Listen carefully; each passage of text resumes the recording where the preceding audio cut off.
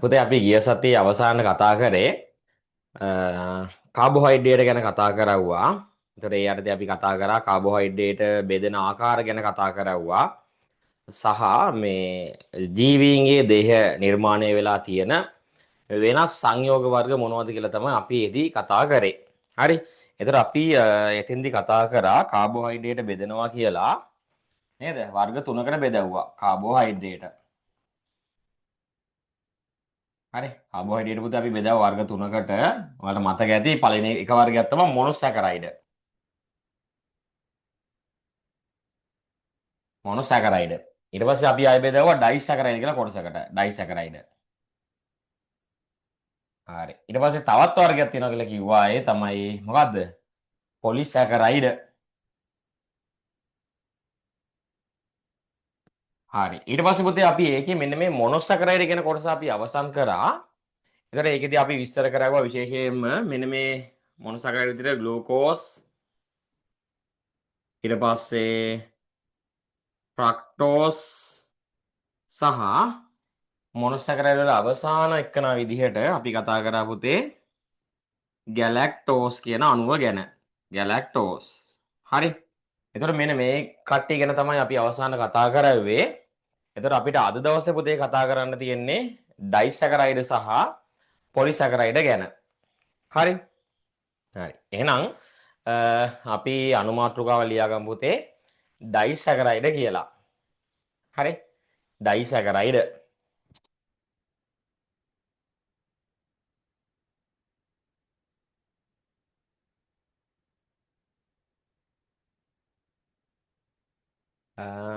ඔයාලට කතා කරන්න පුළුවන් ඕනි වෙලාවක ඒ වගේම මැසේජ් එකක් දාන්නත් පුළුවන්.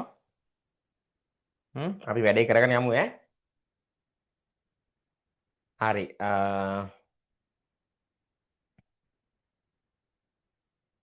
හරි මුලින්ම බලමු පුතේ අපි ඩයිසැකරයිඩ් කියන දේ කොහොමද නිර්මාණය වෙන්නේ කියලා. හරි. එතකොට මේ ඩයිසැකරයිඩ් ගැන කතා කරද්දී අපි උදාහරණයක් කතා කරලා ඉන්න බෑ නේද? ඩයිසැකරයිඩ් වලට උදාහරණ තියෙනවා ඒ තමයි මෝල්ටෝස්. මෝල්ටෝස්. ඊට පස්සේ සුක්‍රෝස්. සුක්‍රෝස්. ඊළඟ එකන තමයි ලැක්ටෝස්. හරි. එතකොට මෙන්න මේ තුන් දෙනා ගැන තමයි අපි දීර්ඝ වශයෙන් අද දවසේ කතා කරන්න යන්නේ. ඩයිසැකරයිඩ් යටතේ. හරි. හරි. මුලින්ම බලමු පුතේ අපි කොහොමද මේ ඩයිසැකරයිඩ් කියන දේ නිර්මාණය වෙන්නේ කියලා. මේ ඩයිසැකරයිඩ් කියන දේවල් නිර්මාණය වෙන්නේ මෙන්න මේ මොනොසැකරයිඩ් කියන අණු දෙකක් එකතු වෙලා. හරි. මොනොසැකරයිඩ් අණු දෙකක් එකතු වෙලා තමයි ඩයිසැකරයිඩ් නිර්මාණය වෙන්නේ. හරි. මම ඔයාලට උදාහරණයක් පෙන්නන්නම්. මෙන්න මේ මෝල්ටෝස් කියන අණුව කොහොමද හැදෙන්නේ කියලා. පොඩ්ඩක් බලන්නකෝ මේ. හරි. එතකොට තියෙනවා මෙන්න මේ ග්ලූකෝස් කියන අණුව. හරිද? ග්ලූකෝස් අණුවක් තවත් ග්ලූකෝස් අණුවක් එක්ක එකතු වෙලා. හරි. තවත් ග්ලූකෝස් අණුවක් එක්ක එකතු වෙලා තමයි මෝල්ටෝස් කියන අණුව නිර්මාණය වෙන්නේ. හරි. නම් මේ ග්ලූකෝස් කියලා කියන්නේ කවුද? මොනොසැකරයිඩ් වර්ගයක්. හරි. එතකොට මෙතන තියෙන සියලුම මේ ඩයිසැකරයිඩ් ටික නිර්මාණය වෙලා තියෙන්නේ මොනොසැකරයිඩ් අණු කීයක් එකතු වෙලාද? දෙකක් එකතු වෙලා. හරි. එතකොට පළවෙනි කාරණේ විදිහට ඔයා ඒක චුට්ටක් මතක තියාගන්න.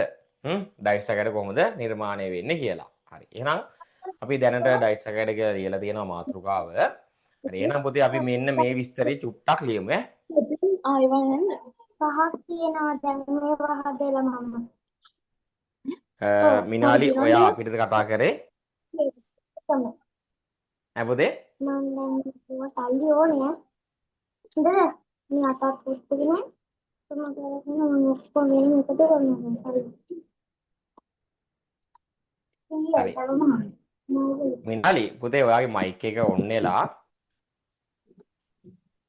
මම බස් දෙක හදන්නේ ඈ. පුතේ මයික් එක ඔෆ් කරගමුද මිනාලි?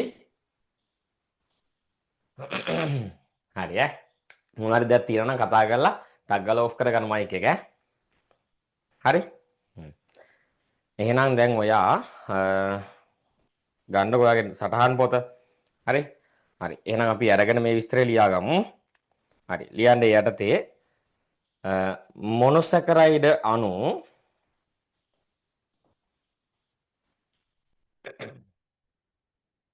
මොනොසැකරයිඩ් අණු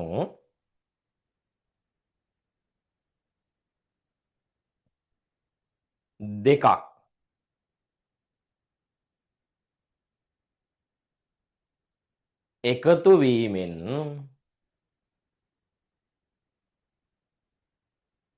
එකතු වීමෙන්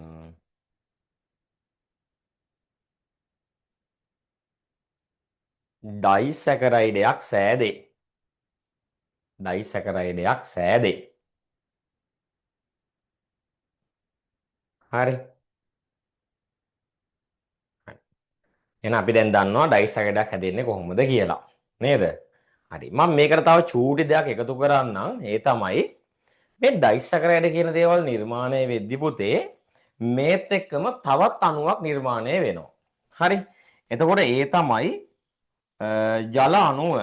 හරි. එහෙනම් ඕනෑම ඩයිසැකරයිඩයක් පුතේ නිර්මාණය වෙද්දි ඒත් එක්ක ජල අණුවකුත් හැදෙනවා. හරි. ජල අණුවක් නිර්මාණය වෙන්න ඕනි. හරි. එහෙනම් මෙතන තියෙන මේ මෝල්ටෝස් කියන අණුව නිර්මාණය වෙද්දි ජල අණුවක් පිට වෙනවා. සුක්‍රෝස් කියන අණුව හැදෙනකොටත් ජල අණුවක් පිට වෙනවා. හරි.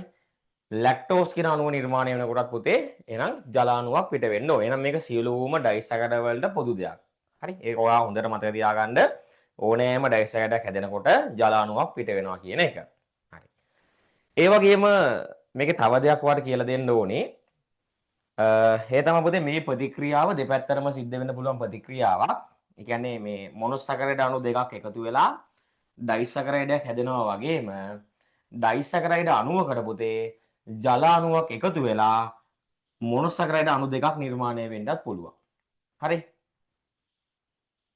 එතකොට දැන් මෙතන උදාහරණයක් විදිහට ගත්තොත් මෙන්න මෙතන තියෙන මේ මෝල්ටෝස් කියන අණුවට ජල අණුවක් එකතු වෙලා ග්ලූකෝස් අණු දෙකක් හැදෙන්න පුළුවන්. එතකොට මේ ප්‍රතික්‍රියාව පුතේ මේ පැත්තට සිද්ධ වෙනවා මේ පැත්තට සිද්ධ වෙනවා. අන්න ඒ වගේ ප්‍රතික්‍රියාවක් නිසා අපි පුතේ මේකට මේ වගේ තනි ඊතල ලියන්නේ නැහැ. අපි ලියන්නේ අර්ධ ඊතල තමයි අපි එකට භාවිතා කරන්න ඕනි. හරි. අර්ධ ඊතල භාවිතා කරනවා. එතකොට මේ වගේ ඊතල දෙකක් දැම්මම නම් හරි. එතකොට මේකේ තේරුම තමයි මේ ප්‍රතික්‍රියාව දෙපැත්තටම සිද්ධ වෙනවා කියන එක. හරි. එතකොට ඒකත් පොඩ්ඩක් මතක තියාගන්න මේ ඩයිසැකරයිඩ් හැදෙන හැටි ගැන. එහෙනම් අපි දැන් මේ ජල අණුව ගැන විස්තරය ලියාගමු ඈ. නවත්තපු තැනින්ම. හරි. පුතේ ඒකටම ලියාගන්න. එහිදී ජල අණුවක් පිට වේ. එහිදී ජල අණුවක් පිට වේ.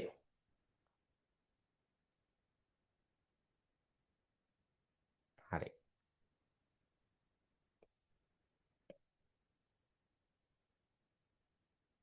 ඊළඟ තිත තියලා ලියන්න.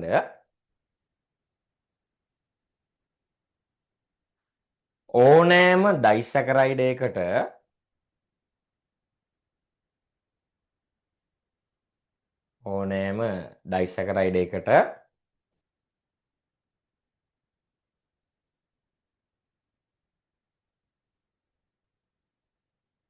ජල අණුවක්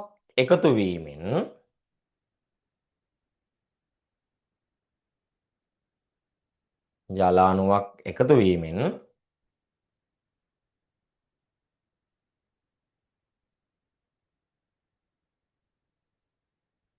නැවත මොනොසැකරයිඩ් අණු දෙකක් සෑදේ. නැවත මොනොසැකරයිඩ් අණු දෙකක් සෑදේ.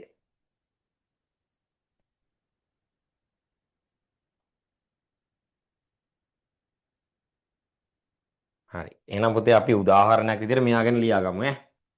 උදාහරණ කියලා ග්ලූකෝස් ධන ග්ලූකෝස් හැදෙනවා මෝල්ටෝස් ධන ජලය.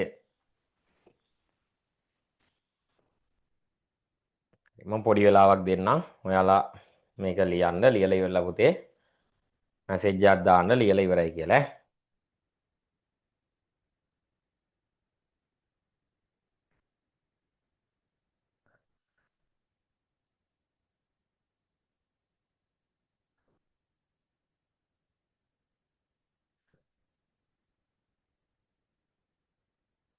මේ අපේ සඳලි එහෙම ඉන්නවා ඇවිල්ලා නේද? රශ්මි ඉන්නවා.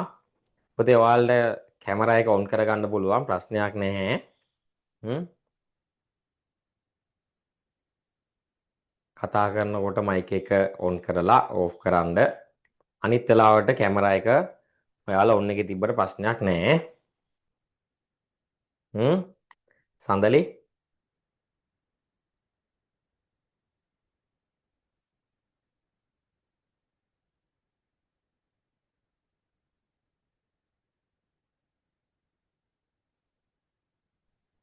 සර් ඔව් පුතේ. මම දැන් ජොයින්ට් උනේ මේටට කලින් ටිකක් කරාද? අපි පුතේ දැන් පටන් ගත්තේ 8ට විතර තමයි පටන් ගත්තේ. අපි චුට්ටක් කතා කරා දැනට ඩයිස් සැකරැඩවල පොදු කරුණු ගැන පොඩ්ඩක් කතා කරා. ඩයිස් සැකරැඩ කොහොමද නිර්මාණය වෙන්නේ කියලා. හරි. ඉතින් අපි එතෙන්දි කිව්වා මෙන්න මේ වගේ මොනොසැකරයිඩ් අණු දෙකක් එකතු වෙලා ඩයිස් සැකරැඩයක් හැදෙනවා කියලා. හරි. ඒතර උදාහරණයක් විදිහට අපි කතා කරා මෙන්න මේ මෝල්ටෝස් කියන අණුව කොහොමද හැදෙන්නේ කියලා මේ. ග්ලූකෝස් කියන මොනොසැකරයිඩ් අණු දෙක එකතු වෙලා තමයි මෝල්ටෝස් හැදෙන්නේ කියලා තමයි පුතේ අපි කතා කරේ දැනට. හරි සර් thank you. හරි.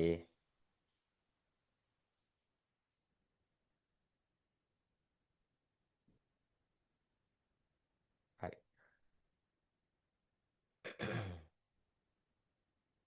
මම හිතනවා දැන් මේ විදිහේ ඔයගොල්ලෝ මේක ලියලා ඉවර ඇති කියලා නේද?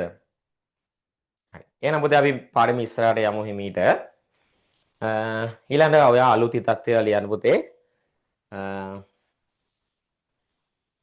මොනොසැකරයිඩ් වල ලක්ෂණ. සෝරි මොනොසැකරයිඩ් නෙමෙයි ඩයිසැකරයිඩ් වල ලක්ෂණ. ඩයිසැකරයිඩ් වල ලක්ෂණ.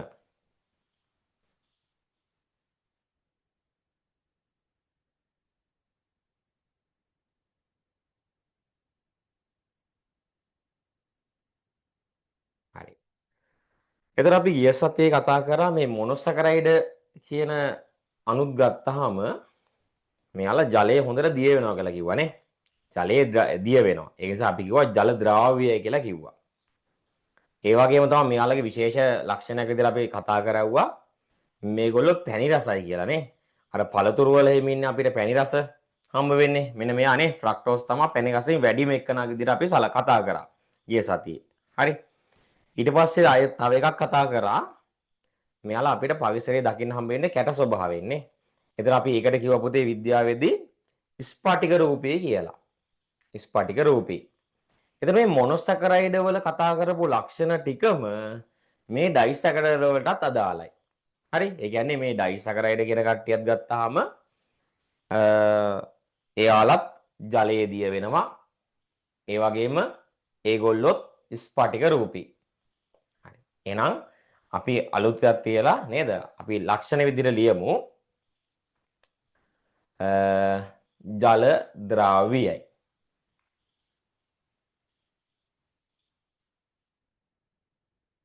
ජල ද්‍රාව්‍යයි.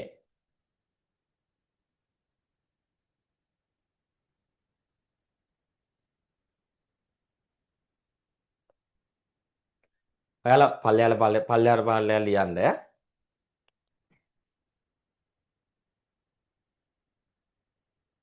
පැණි රසයි. පැණි රසයි.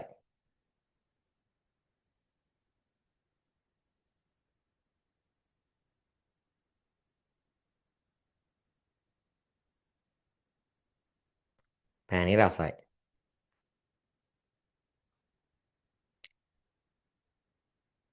හරි. ඊළඟ ලක්ෂණය තමයි අවසාන ලක්ෂණය ස්පටික රූපී.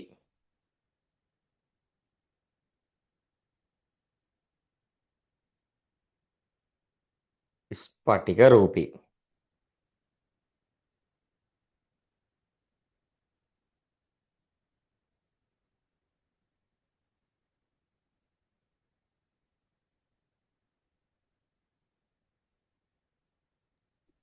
සර් දැන් කියප එකේ පොඩ්ඩක් තේරුම කියන්න.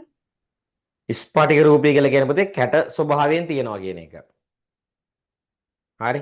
ස්පටික රූපී කැට ස්වභාවයෙන් හම්බ වෙනවා කියන එක. හරි සර් thank you. හරි. එතකොට මේ ඩයිසැකරයිඩ් කියන කට්ටිය ඔක්කොම මේ විදිහට තමයි හම්බ වෙනවා කියලා කියන්නේ. හරි. එතකොට මේ ඩයිස් එකකට වල පුතේ ප්‍රධාන ලක්ෂණ ටික අපි කතා කරලා ඉවරයි මේ වෙද්දී. දැන් අපිට කතා කරන්න තියෙන්නේ මෙන්න මේ ගෝල්ලෝ ගැන තමයි වෙන වෙනම කතා කරන්න තියෙන්නේ. හරි. එහෙනම් උදාහරණ කියලා ලියන්න. උදාහරණ කියලා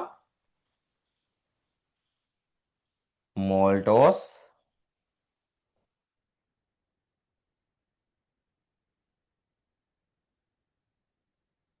සුක්‍රෝස්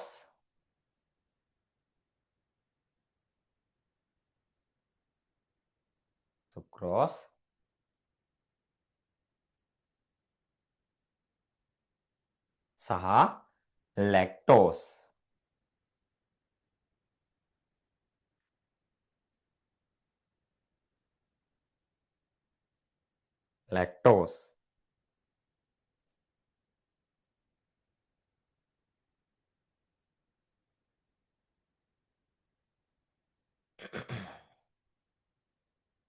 හරි. එහෙනම් අපි කතා කරමු අපේ පළවෙනි ඩයිසැකරයිඩය. ඒ තමා මෙන්න මේ මෝල්ටෝස් කියන අණුව ගැන. හරි. ඔයාලා අණු මාතෘකාවල් ලියා ගන්න පුතේ මෝල්ටෝස් කියලා. මෝල්ටෝස්. හරිද? මේ බෝඩ් එකේ දාලා තියෙනවා මෝල්ටෝස් අණුව හැදෙන හැටි. නේද? හරි. කොහොමද රශ්මි මෝල්ටෝස් අණුවක් නිර්මාණය වෙන්නේ පුතේ?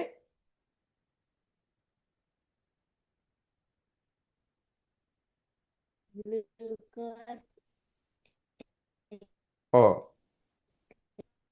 රශ්මි චුට්ටක් ඇහෙනවා මදිනේ.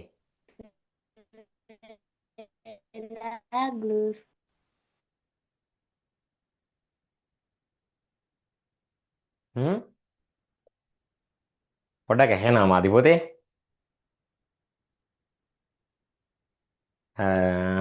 සඳරි කියමුද බලන්න එහෙනම්.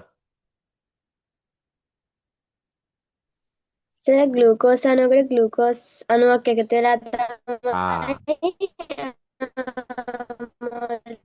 මෝල්ටෝස් අණුවක් හැදෙන්නේ නේ. හොඳයි ඈ. ග්ලූකෝස් අණුවකට තවත් ග්ලූකෝස් අණුවක් ඒකත් එක්ක පිට අන්න හරි. නේද? ජල අණුවකුත් ඒත් එක්කම පිට වෙනවා කියලා කිව්වනේ. අපි කතා කරා. හරි. එහෙනම් ග්ලූකෝස් අණු දෙකක් එකතු වෙලා තමයි මෝල්ටෝස් අණුවක් හැදෙන්නේ. හරි. එහෙනම් අපි පළවෙනි තිත තියලා අපි එයා ගැන ලියාගමු. අපි ඉන්නේ මෝල්ටෝස් කියන අණු මාතෘකාව යටතේ. එහෙනම් මුලින්ම අපි ලියමු එයා කොහොමද නිර්මාණය වෙන්නේ කියලා. ලියන්න. ග්ලූකෝස් අණු දෙකක්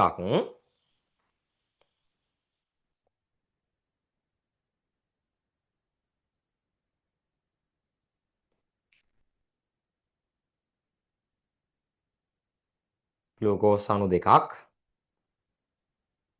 එකතු වීමෙන්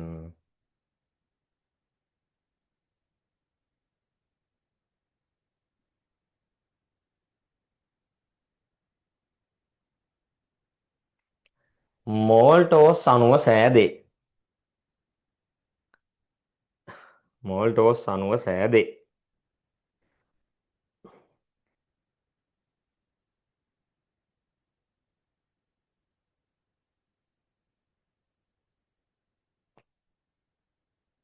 හරි.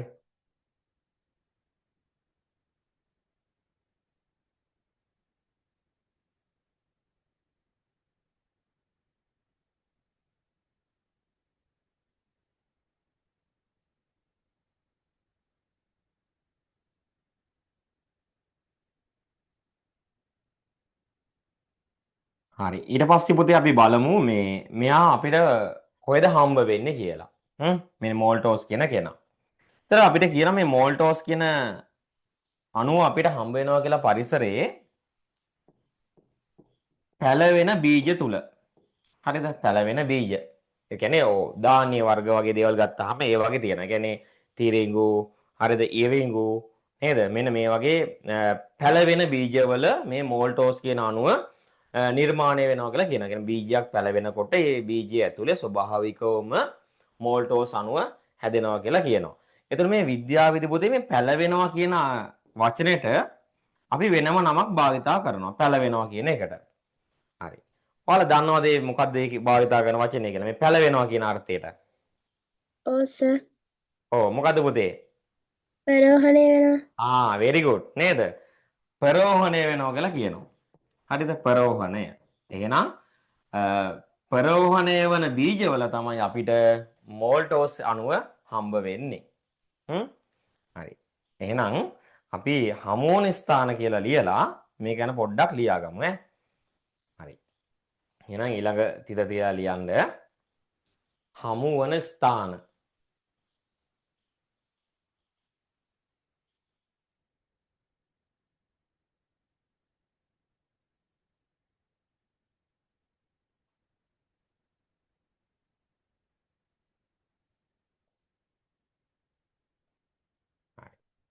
ඒ යටතේ ඉරි කැලක් ගහලා ලියන්න ඉස්සරහින් ප්‍රරෝහණය වන බීජ තුල හමු වේ.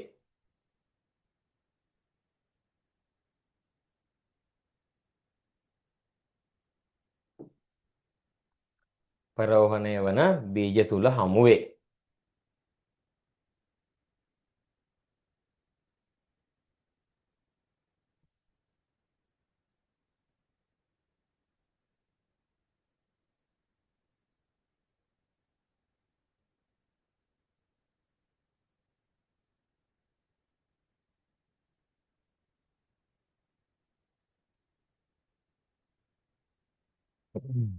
හරි.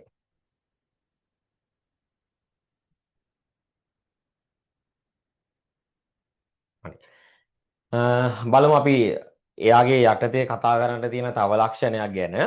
ඒ තමයි දැන් හිතන්න පුතේ අපි ආහාරයට ගත්තා කියලා පිෂ්ඨය සහිත ආහාරයක් නේද? පිෂ්ඨය සහිත ආහාරයක්. ඒ කියන්නේ පිටි සහිත කෑමක් ඈ.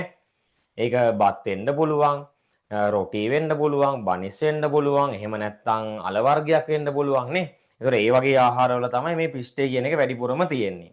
ඒතර අපි පිෂ්ඨය සහිත ආහාරයක් ගත්තොත් එහෙම ඒක අපේ ආහාර ජීර්ණ පද්ධතියට ගියාට පස්සේ පුතේ ඒක ජීර්ණය වෙලා අවසාන ඵලයේ විදිහට නිර්මාණය වෙනවා ග්ලූකෝස් කියන අණුව. හරි ග්ලූකෝස් නිර්මාණය වෙනවා. පිෂ්ඨේ ජීර්ණය වෙලා අවසාන ඵලයේ විදිහට ග්ලූකෝස් හැදෙනවා. අපි එක ගිය සතියේදී කතා කරා මේ මොනොසැකරයිඩ් වල ග්ලූකෝස් යටතේ අපි ඒ ගැන පොඩ්ඩක් කතා කරා නේද? මේ විදිහට පිෂ්ඨේ ජීර්ණය වෙලා අවසාන ඵලයේ විදිහට ග්ලූකෝස් හැදෙනවා කියලා. හරි. එතකොට මේ පිෂ්ඨේ ජීර්ණය වෙද්දී එකපාරටම ග්ලූකෝස් හැදෙන්නේ නැහැ. හරි. ඒතර මෙයා තමයි දැනට අවසාන ඵලය. හරි. මෙයා අවසාන ඵලය. ඒතර මෙයා එකපාරටම පුතේ ග්ලූකෝස් බවට පත් වෙන්නේ නැහැ. මෙයා මුලින්ම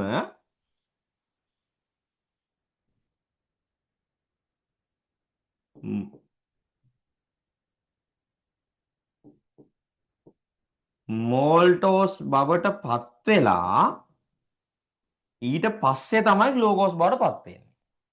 හරි. මුලින්ම පත් වෙන්නේ මෝල්ටෝස් බවට. එහෙනම් ඔයා ආහාරයට ගන්න ඕනෑම පිෂ්ඨමය ආහාරයක් ආහාර ජීර්ණ පදය තුල ගියාට පස්සේ මෝල්ටෝස් බවට පත් වෙලා ඊට පස්සේ තමයි ග්ලූකෝස් බවට පත් වෙන්නේ. හරි. එතකොට මේ දෙන්නම අතරමැද තමයි මෝල්ටෝස් තියෙන්නේ. ඒක නිසා අපි කියනවා ශිෂ්ඨ ජීරණයේ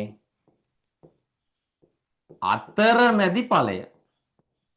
හරි ශිෂ්ඨ ජීරණයේ අතරමැදි ඵලයක් විදිහට අපි මෝල්ටෝස් සලකනවා. පැහැදිලිද? අවසානම හැදෙන්නේ පුතේ ග්ලූකෝස්. ශිෂ්ඨ ජීරණය වල අවසානම හැදෙනවා ග්ලූකෝස්. පස්සේ මේ ග්ලූකෝස් අපේ රුධිරයට එකතු වෙනවා. හරි රුධිරයට එකතු වෙනවා. ඊට පස්සේ ඒකෙන් තමයි අපිට අවශ්‍ය කරන ශක්තිය මේ නිර්මාණය කරගන්නේ. හරි.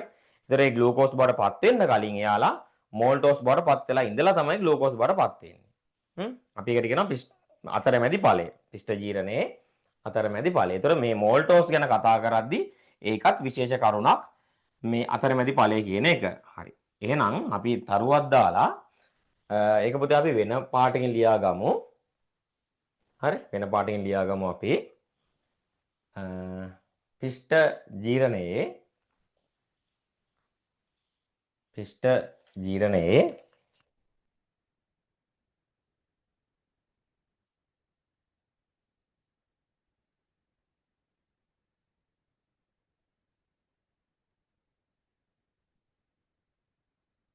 අතරමැදි ඵලය.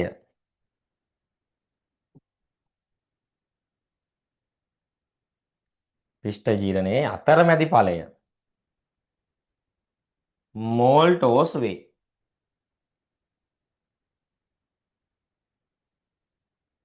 මෝල්ටෝස් වේ.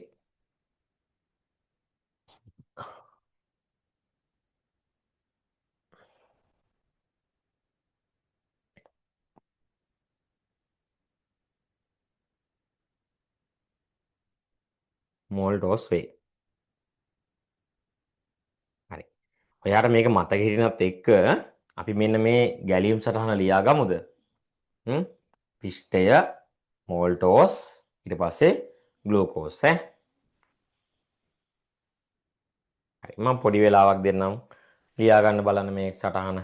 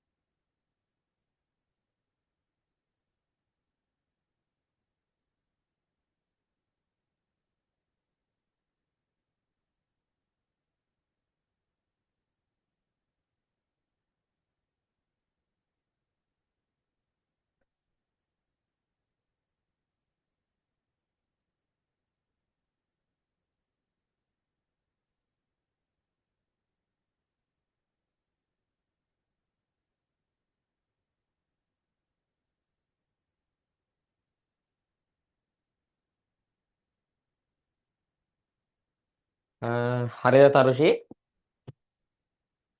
ලියලා ඉවරද? තා වෙලාව ඕනිද ඔයාට?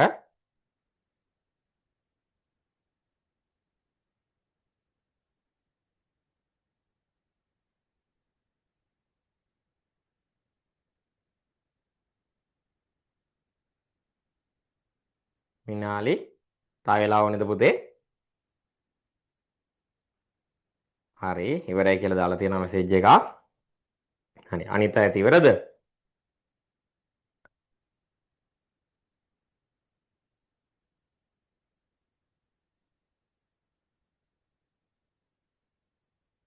හරි රශ්මි අහලා තියෙනවා අවසානට තියෙන්නේ මොකද්ද කියලා. මෙතන නේද පුතේ ඔය? මෙතන තියෙන්නේ ග්ලූකෝස් අවසාන ඵලය කියලා. අවසාන ඵලය මේ මැදින් තියෙන්නේ අතරමැදි ඵලය කියලා.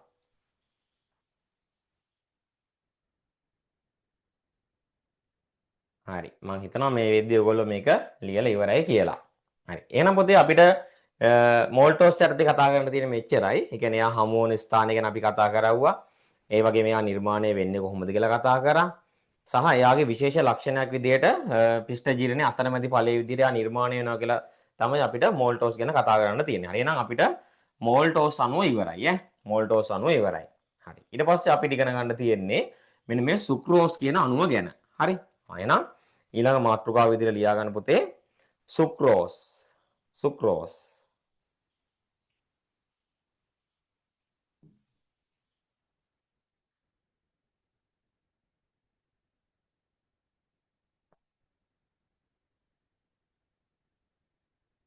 හරි. අපි බලමු කොහොමද සුක්‍රෝස් හැදෙන්නේ කියලා.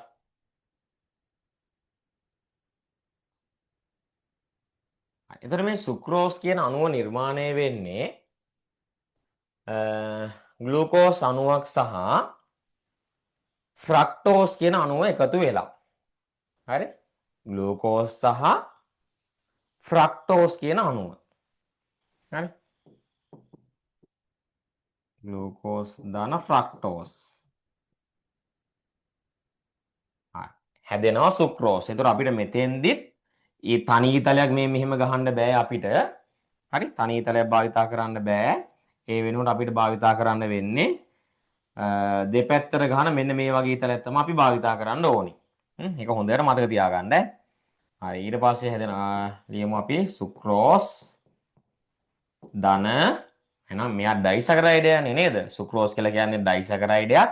එහෙනම් අනිවාර්යයෙන්ම නිර්මාණය වෙන්න ඕනේ ජල අණුවක්. හරි ජල අණුව. හරි. එතකොට මේ විදිහට තමයි සුක්‍රෝස් කියන අණුව නිර්මාණය වෙන්නේ. හරි. එහෙනම් අපි පළවෙනි තිතදේ ලියමු සුක්‍රෝස් යටතේ ග්ලූකෝස් සහ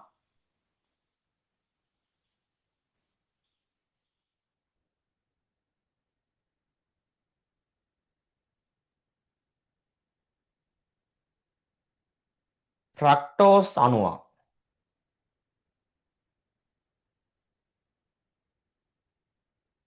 එකතු වීමෙන්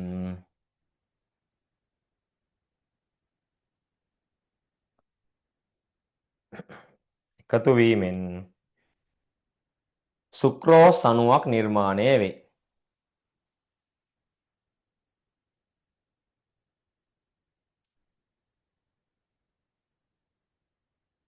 ග්ලූකෝස් සහ ෆ්‍රක්ටෝස් අණුවක් එකතු වීමෙන් සුක්‍රෝස් අණුවක් නිර්මාණය වේ.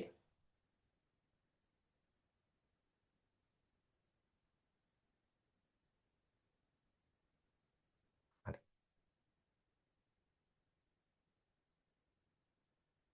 ඔයා එක ලියලා ඉවරයි නම් මෙන්න මේකත් ලියා ගන්න. ඒක වෙන පාටින් ලියන්න පුළුවන් නම් හොඳයි. ග්ලූකෝස් ධන ෆ්‍රක්ටෝස්. චූටි වෙලාවක් දෙන්න මං කරලා ලියමු බලන්න ඒක.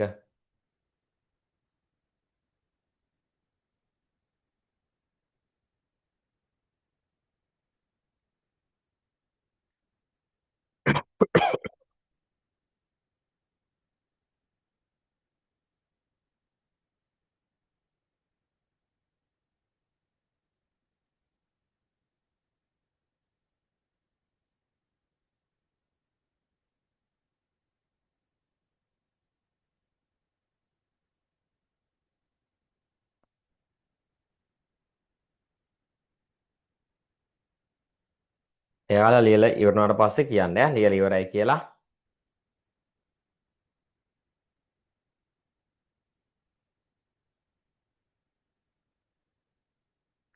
සඳලි කලින්ම ඉවර වෙලා නේද? රශ්මිත් ඉවර වෙලා. හොඳයි ඈ. අනිත් අයට චූටි වෙලාවක් දෙන්න.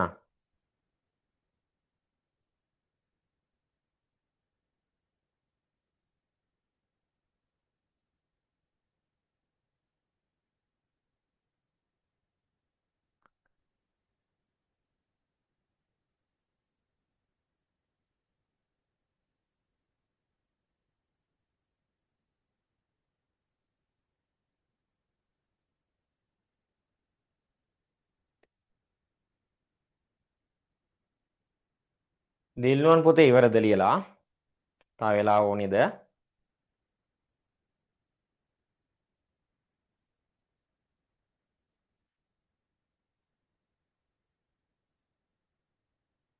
හරි. තේනුක හරිද පුතේ? තා වෙලා ඕනේද?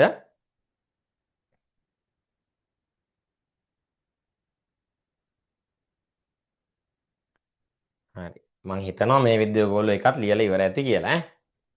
හරි. එහෙනම් අපි ඊළඟට කතා කරමු. ඔව් හොඳයි. ඉවරයි කියලා මැසේජ් දානවා. හරි. එහෙනම් පුතේ අපි ඊළඟට කතා කරමු මේ සුක්‍රෝස් වල තියෙන විශේෂ ලක්ෂණ මොනවද කියලා. හරි අපි දැන් යා නිර්මාණය වෙන හැටි දන්නවා කොහොමද හැදෙන්නේ කියලා. හරි. එතකොට මෙයාගේ විශේෂ ලක්ෂණ විදිහට අපිට ඉගෙන ගන්න තියෙනවා පුතේ මෙයා හමු වන ස්ථාන. හරි. එතකොට මෙයා හම් වෙනවා කියලා කියනවා අපිට මෙන්න මේ කියන ස්ථානවල ඒ තමා සීනි වල. හරි. සීනි වල තියෙන්නේ සුක්‍රෝස්. හරි. එතකොට ඔයගොල්ලෝ දන්නවා සීනි වල වර්ග දෙකක් තියෙනවා නේද? සුදු සීනි කියලා එකක් තියෙනවා. ඊට පස්සේ දුඹුරු සීනි. එහෙම නැත්නම් රතු සීනි කියලා එකක් තියෙනවා නේද? හරි. එතකොට මේ සීනි වර්ග දෙකේම පුතේ තියෙන්නේ සුක්‍රෝස්. හරි. ඒක පාර ප්‍රශ්නයක් නෑ. හරි. සීනි වල තියෙන සුක්‍රෝස්. ඒක සුදු වුණත් සුක්‍රෝස්, රතු වුණත් ඒකේ තියෙන්නේ සුක්‍රෝස්. හරි. හරි. මට කවුරු කියන්න බලන්නද පුතේ මේ සුක්‍රෝස් කියන්නේ සෝරි මේ සීනි හදන්න ගන්නේ මොනවද කියලා? සීනි කියන ද්‍රව්‍ය හදන්න මොනවද ගන්නෙ? අපි සීනි හදන්න භාවිතා කරන්නේ උක්ෂාකයනේ. හරි. එහෙනම් උක් භාවිතා කරලා සීනි හදනවා නම් පුතේ සීනි වල සුක්‍රෝස් තියෙනවා නම් අය තියෙන්න ඕනි සුක්‍රෝස් කොහෙද? වල. අන්න හරි. සීනි හදන්න භාවිතා කරපු උක්ෂාකයේ තියෙන්නත් ඕනි සුක්‍රෝස්. නේද? උක්ෂාකයේ තියෙන්නේ සුක්‍රෝස්. හරි. හරි. ඒතර ඒ වගේම තවත් ශාකයක් තියෙනවා. ඒ තමයි බීට්. හරි බීට්. ඒතර මේ බීට් කියන ශාකයේත් අඩංගු වෙන්නේ සුක්‍රෝස්. හරි. ඒතර ශාක විදිහට ගත්තොත් උක් සහ බීට් කියන දෙකේම සුක්‍රෝස් අඩංගු වෙනවා. හරි. එහෙනම් අපි පුතේ හමු වුණ ස්ථාන කියලා මෙන්න මේ ස්ථාන තුන ලියමු ඈ. හරි. එහෙනම් අලුත් ඉදක් තියලා ලියන්න. හමු වන ස්ථාන.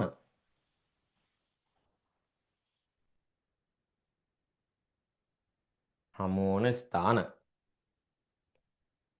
ඒ යටතේ පල්ලයට ලියන්න.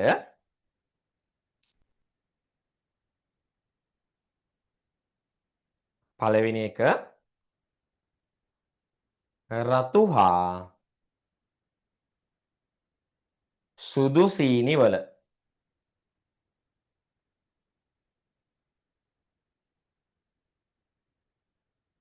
රතු සහ සුදු සීනි වල.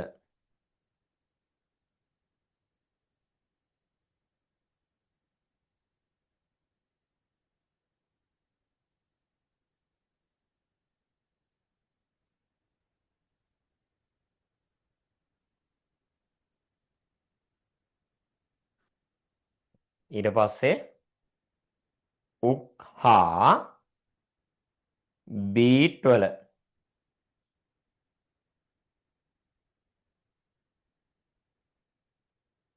උක් හා බීට් වල.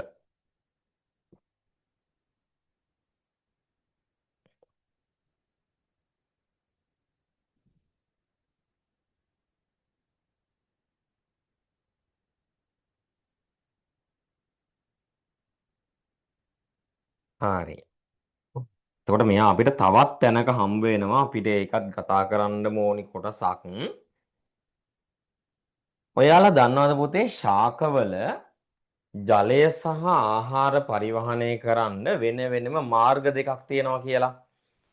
හරි මම හිතනවා මේ වෙනකොට ඔයගොල්ලෝ ඉගෙනගෙන ඇති කියලා ශාකවල ජලය සහ ආහාර ගමන් කරන්න මාර්ග දෙකක් තියෙනවා කියලා. හරි.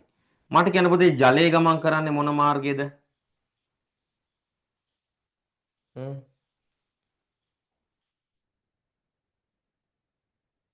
පුතේ ශාකයේ මොන පටකේ හරහාද ජලය ගමන් කරන්නේ?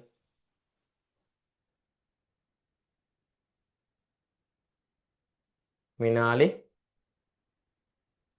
දන්නවද පුතේ ජලය ගමන් කරන පටකය? එහෙම නැත්නම් ආහාර එක කිව්වත් කමන්නේ. ආහාර ගමන් කරන මාර්ගයේ හරි එහෙම නැත්නම් ජලය ගමන් කරන මාර්ගයේ හරි දෙකෙන් එකක්.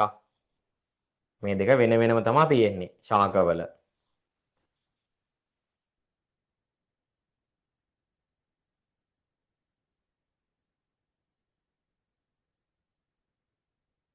අපේ රශ්මි දන්නවද? මොකද කියන්නේ රශ්මි? මම ඔයාලට පොඩි උදව්වක් කරන්නම් ඈ. හරි. ජලය ගමන් කරනවා කියලා කියනවා පුතේ සෛලම පටකෙන්. හරි සෛලම පටකයක්. මට දැන් එන පුතේ කියන්න ආහාර ගමන් කරන මොන පටකයේද කියලා? ලෝයම පටේ. ආන්න හරි නේද?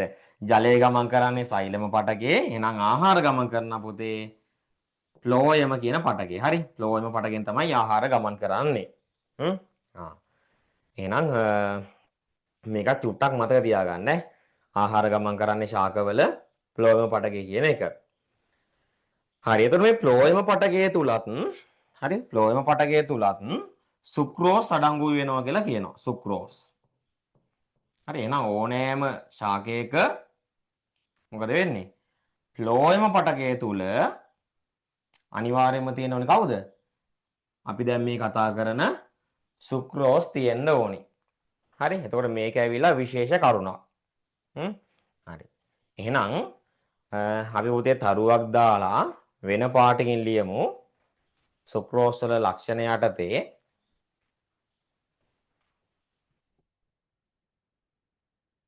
ලියන්න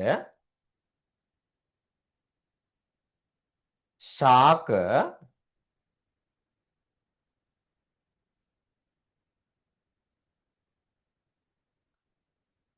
ෆ්ලෝයමීය යුෂේ. ශාක ෆ්ලෝයමීය යුෂේ.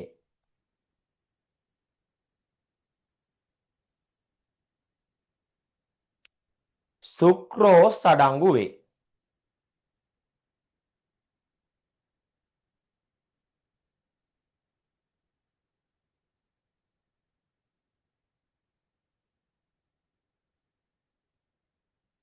ශාක ෆ්ලෝමීය යුෂේ සුක්‍රෝස් අඩංගු වේ.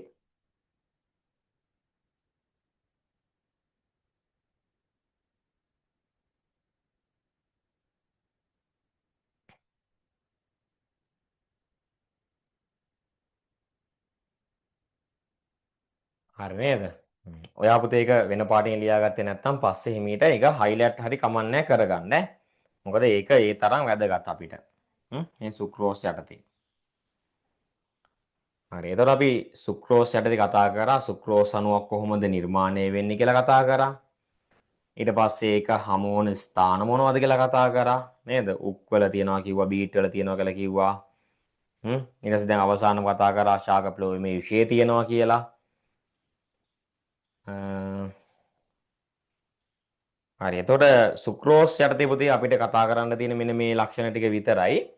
එහෙනම් අපි දැන් මේ වෙද්දි සුක්‍රෝස් අණුව ගැනත් කතා කරලා ඉවරයි ඈ. හරි. එතකොට අපි ඩයිසැකරයිඩ් වලින් පුතේ දෙකක් ඉවර කරා දැන්. මෝල්ටෝසුත් ඉවරයි, සුක්‍රෝසුත් ඉවරයි. හරි. අපි දැන් ඊළඟට යන්න හදන්නේ මෙන්න මේ අවසානම ඩයිසැකරයිඩ් ඒ තමයි ලැක්ටෝස්. හරි. එහෙනම් ලියමු පුතේ අනුමාත්‍රිකාව ලැක්ටෝස්.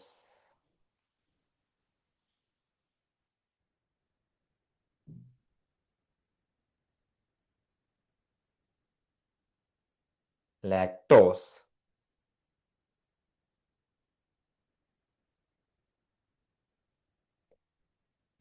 හරි. මුලින්ම අපි බලමු අනිත් අය වගේම මෙයා කොහොමද නිර්මාණය වෙන්නේ කියලා. හරි. එතකොට එතෙන්දි මම ඔයාලට පොඩි කෙටි ක්‍රමයක් කියන්නම්. චූට්ටක් බලා ගන්න පුතේ මේ බෝඩ් එක දිහා.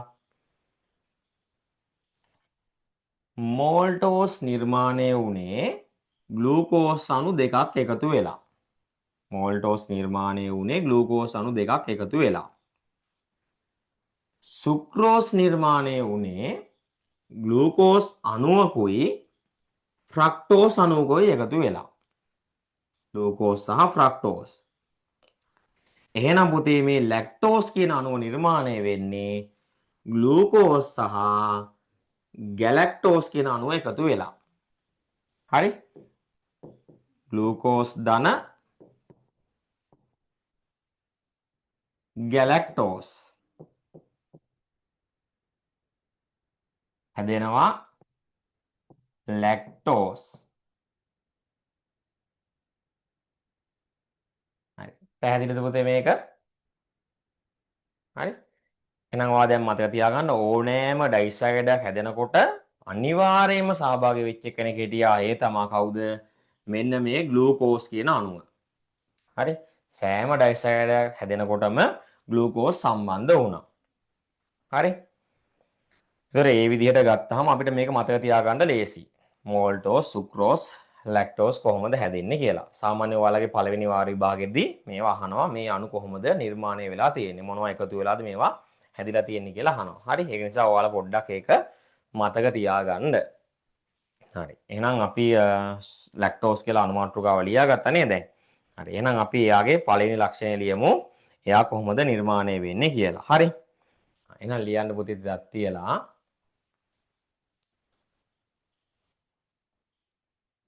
ග්ලූකෝස් හා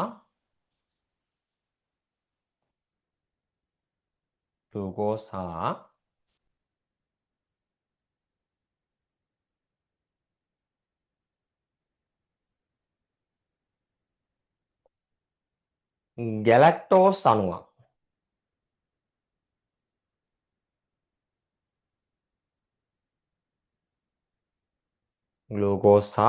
ගැලැක්ටෝස් අණුවක්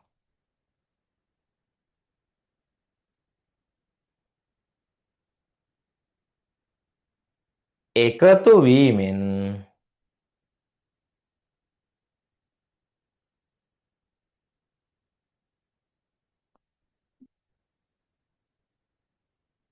ලැක්ටෝස් සෑදේ.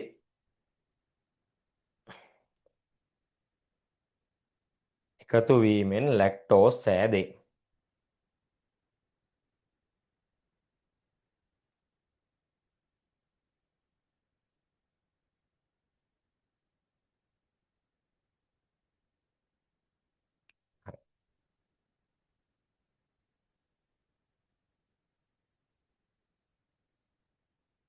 හරි. ඔයා එක ලියලා ඉවරයි නේද පුතේ? මෙන්න මේ වාක්‍යයත් ලියාගමු ඈ. ඒක අපිට මතක තියාගන්න ලේසි වෙන්න. ග්ලූකෝස් ධන ගැලැක්ටෝස් ලැක්ටෝස් ධන ජලය.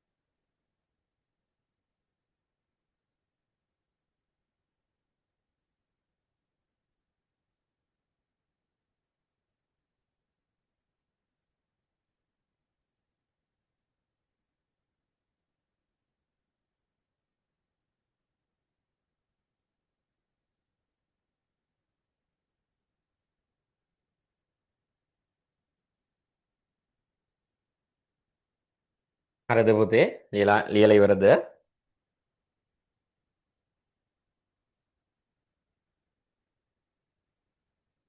තව ලියනා ඉන්නවද?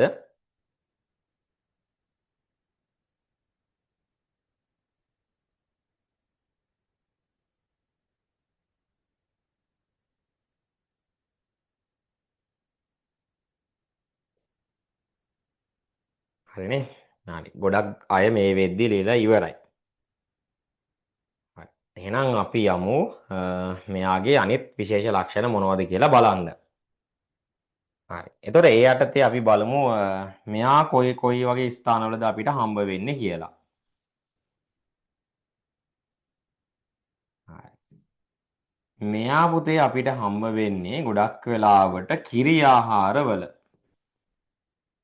කිරි ආහාරවල තමයි මේ අපිට ලැක්ටෝස් කියන කෙනා හම්බ වෙන්නේ. හරි. එතකොට ඒ වගේම තමයි කිසිම විදියකින් පුතේ මෙයා අපිට ශාකවල හම්බ වෙන්නේ නැහැ. හරි. සත්තුන්ගේ දේහය තුල තමයි අපිට මෙයාව බලා ගන්න හම්බ වෙන්නේ.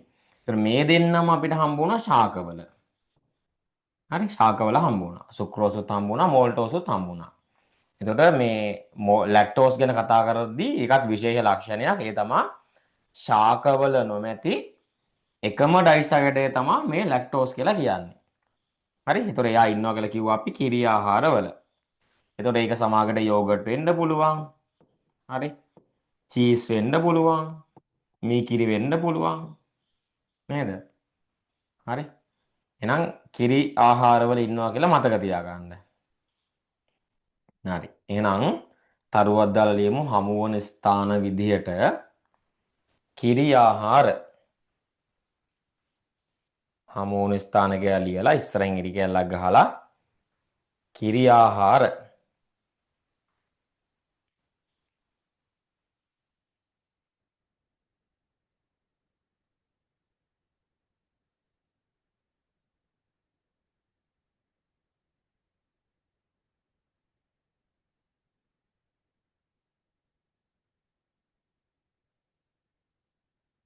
එයාට ඕනි වෙයි කියලා හිතනවා නම් කිරි ආහාර දෙක තුනකුත් ලියා ගන්න.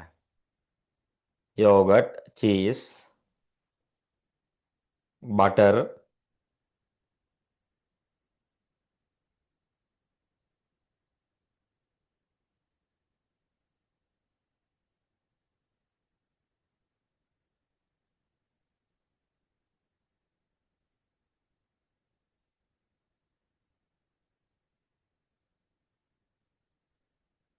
හරි. ඒතකොට එයා ඉන්නේ කිරි ආහාරවල විතරමයි.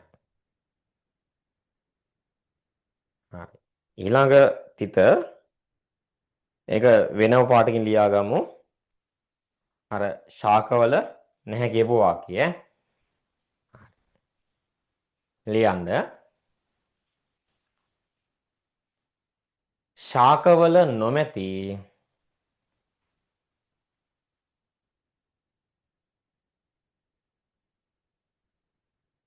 එකම ඩයිසැකරයිඩය වේ.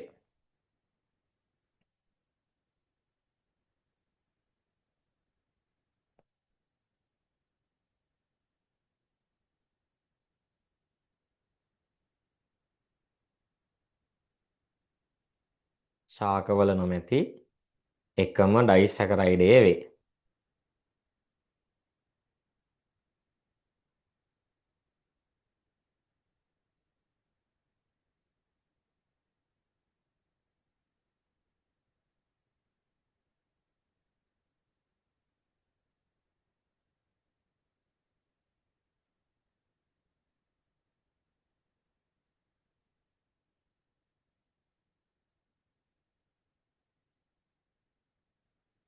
හරි.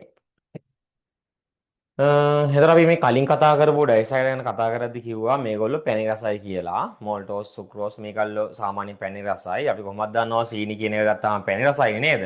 හරි. එහෙනම් මේ දෙන්නම පැණි රසයි. හැබැයි මෙන්න මේ ලැක්ටෝස් වල කතා කරද්දී තවත් විශේෂ ලක්ෂණයක් තියෙනවා. ඒ තමයි මෙයා පුතේ මෙන්න මේ සුක්‍රෝස් තරම්ම පැණි රස නැහැ.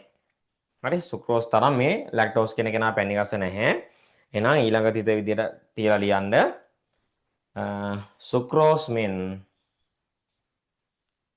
ලැක්ටෝස් පැණි රස නැත.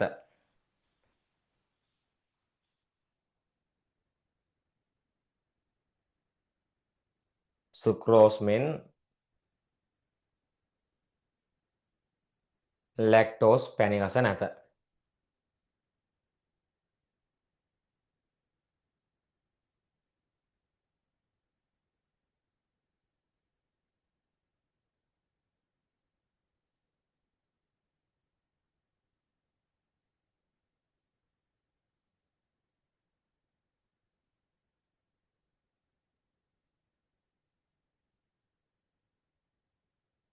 හරි. එහෙනම් ලැක්ටෝස් වල අවසාන විශේෂ ලක්ෂණයේ විදිහට අපි ලියමු මේ පොඩි ප්‍රතිශත අගයන්තයක් තියෙනවා අපිට වැදගත් වෙන. ඒ තමා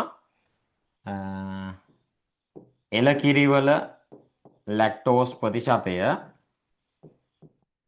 සහ මව්කිරි වල ලැක්ටෝස් ප්‍රතිශතය. හරි. මේක අපි ටිකක් දැනගෙන ඉන්න ඕනේ අගයන් දෙකක්.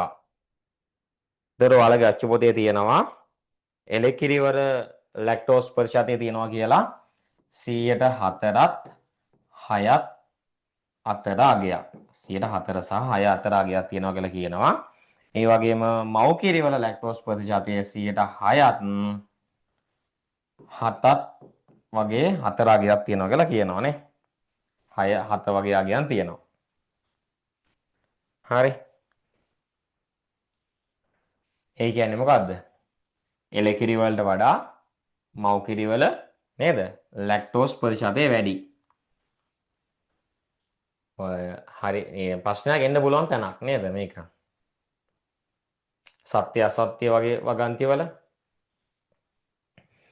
එළකිරි වලට වඩා මව්කිරි වල ලැක්ටෝස් ප්‍රතිශතය වැඩි. හරි. එහෙනම් අපි මේකත් පොඩ්ඩක් ලියා ගමු.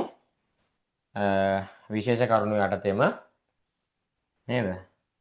එළකිරි වල ලැක්ටෝස් ප්‍රතිශතය 4ත් 6ත් අතර මව්කිරි වල ලැක්ටෝස් ප්‍රතිශතය 6 7 වගේ අගයක්.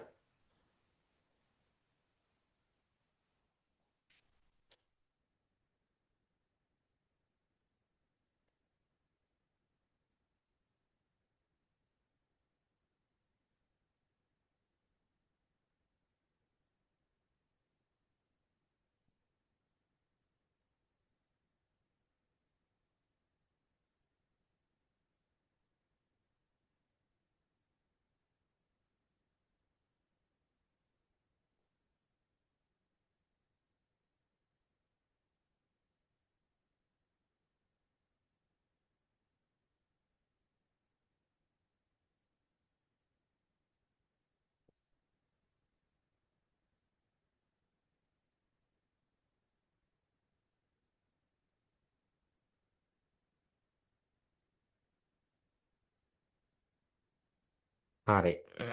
මෙතනින් පුතේ අපිට මේ සම්පූර්ණයෙන්ම ඩයිස් සාකට් ටික කතා කරලා ඉවරයි අපි. මොල්ටෝස්, සුක්‍රෝස් සහ ලැක්ටෝස් කියන අණු ගැන තමයි අපි කතා කරේ. ඔයාලට පුතේ මේ කොටස් කතා කරපු ටික තේරුණාද? මොකද අපි දැන් ඊළඟට යන්න හදන්නේ ඊළඟ කාබෝහයිඩ්‍රේට් වර්ගය. ඒ තමයි පොලිසැකරයිඩ් ගැන කතා කරන්න. එහෙනම් පොලිසැකරයිඩ් වලට යන්න කලින් පොඩ්ඩක් කියන්න පුළුවන්ද ඔයගොල්ලෝ මේ කොටස තේරුණාද කියලා? ඩයිස් සාකට් කොටස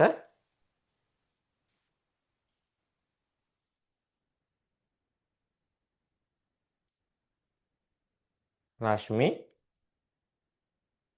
මෙතන ගම්පුතේ මොනවද ගැටලුවක් තියනවද?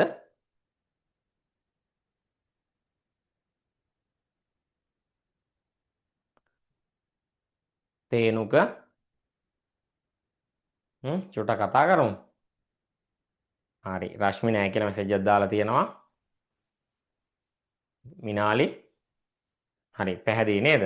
හරි. එහෙනම් මම හිතනවා මේ ටික හැමෝටම පැහැදිලි ඇති කියලා. ඔයාලා පුතේ මොන හරි ප්‍රශ්නයක් තියෙනවා නම් මගෙත් එක්ක කතා කරන්න ඈ. හරි. අපි දැන් පැයක් විතර මේ පාඩම කරගෙන ගියානේ නේද? හරි. ඒක නිසා අපි චූටි බ්‍රේක් එකකට යමු විනාඩි 5ක් විතර. බ්‍රේක් එකෙන් පස්සේ පුතේ අපි පොලිස් සැකයට ගැන කතා කරමු.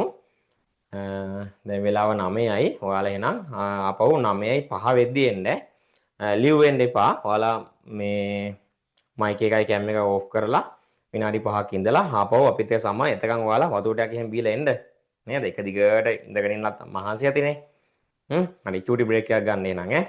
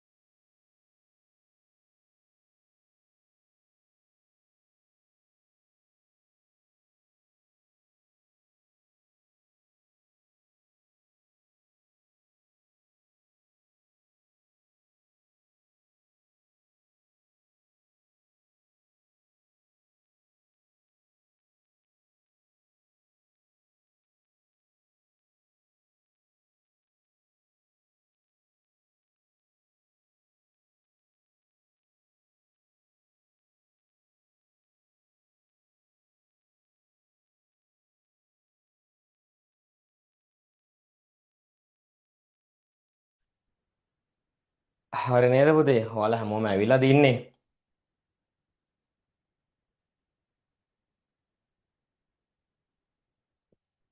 හ්ම්.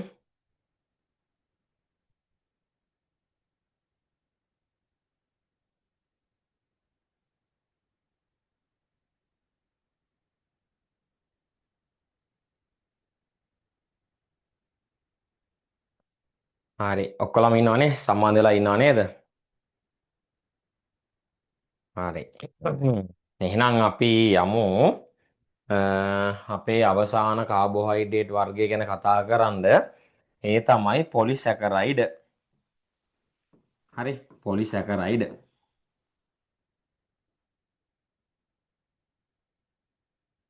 හරි. එතකොට මේ පොලිසැකරයිඩ් යටතේ අපිට ඉගෙන ගන්න තියෙනවා මෙන්න මේ ගොල්ලෝ තුන් දෙනා ගැන.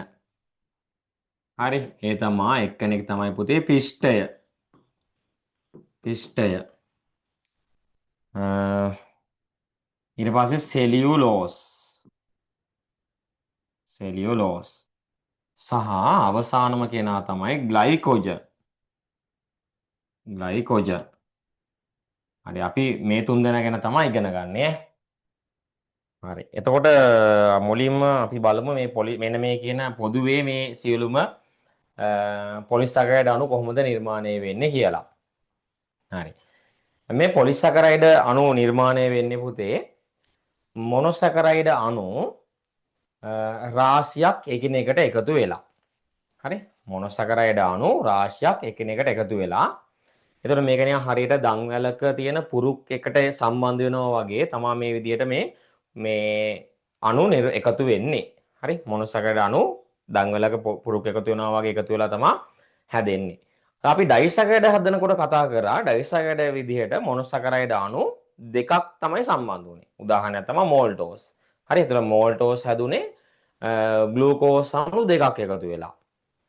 ඊට පස්සේ කවුද සුක්‍රෝස් හදුනේ ග්ලූකෝස් සහ ෆ්‍රුක්ටෝස් අණුවක් එකතු වෙලා. එහෙනම් එතනත් මෝල්ටෝස් මේ මොනොසැකරයිඩ් අණු දෙකක්. හරි. හැබැයි මෙන්න මේ පොලිසැකරයිඩ් ගැන කතා කරද්දී අපිට නිශ්චිතවම කියන්න බෑ පොලිසැකරයිඩ් හැදෙන්න මොනොසැකරයිඩ් අණු කොච්චරක් එකතු වෙනවද කියලා. හරි. රාශියක් එකතු වෙනවා. ඒතර මේ එකට එකතු වෙන ක්‍රියාවලිය අපි හඳුනනවා විද්‍යාවේදී වෙන නමකින්. අපි ඒකට කියනවා පුතේ බහු අවයවීකරණය වෙනවා කියලා කියනවා. බහු අවයවීකරණය. හරි. ඒතර මේක අපිට කියන්නේ නෑ මේ මොනොසැකරයිඩ් අණු කීයක්ද 10ක්ද 20ක්ද 100ක්ද කොච්චර ප්‍රමාණයක් එකතු වෙනවද කියලා අපි මෙතෙන්දී කතා කරන්නේ නැහැ. අපි පොදුවේ කියන්නේ මොනොසැකරයිඩ් අණු රාශියක් බහු අවයවීකරණය වීමෙන් පොලිසැකරයිඩ් සෑදේ කියලා තමයි අපි මේක විස්තර කරන්නේ. හරි. ඒකේ අපි ඉලක්කම ගැන කතා කරන්නේ නැහැ. හරි. ඒතර මේ තියෙන අපි ඉදිරියේදී කතා කරන්න තියෙන පොලිසැකරයිඩ් කට්ටිය ගැන. හරි. එහෙනම් පොලිසැකරයිඩ් කියලා මාතෘකාව ලියලා අපි මෙයා ගැන පොඩ්ඩක් ලියාගමු ඈ. හරි. දැනට ඔයාලා ලියලා නැත්නම් පුතේ ලියාගෙන මාතෘකාව පොලිසැකරයිඩ්.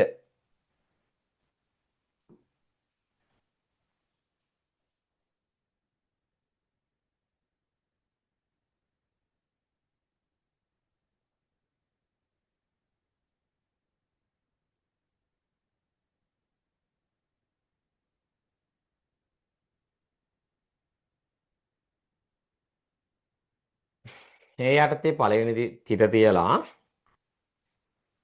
වෙන පාටකින් ලියමු.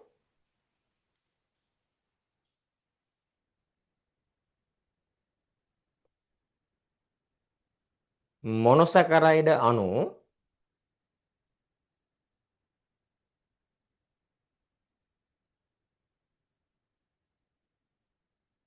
මොනොසැකරයිඩ් අණු රාශියක්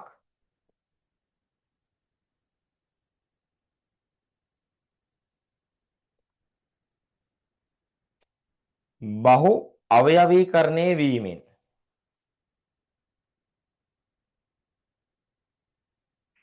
බහු අවයවීකරණය වීමෙන්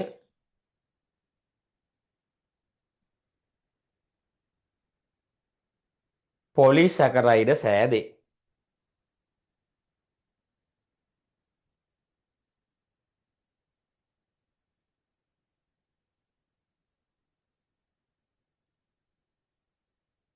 මොනොසැකරයිඩ් අණු රාශියක් බහු අවයවීකරණය වීමෙන් පොලිසැකරයිඩ් සෑදේ.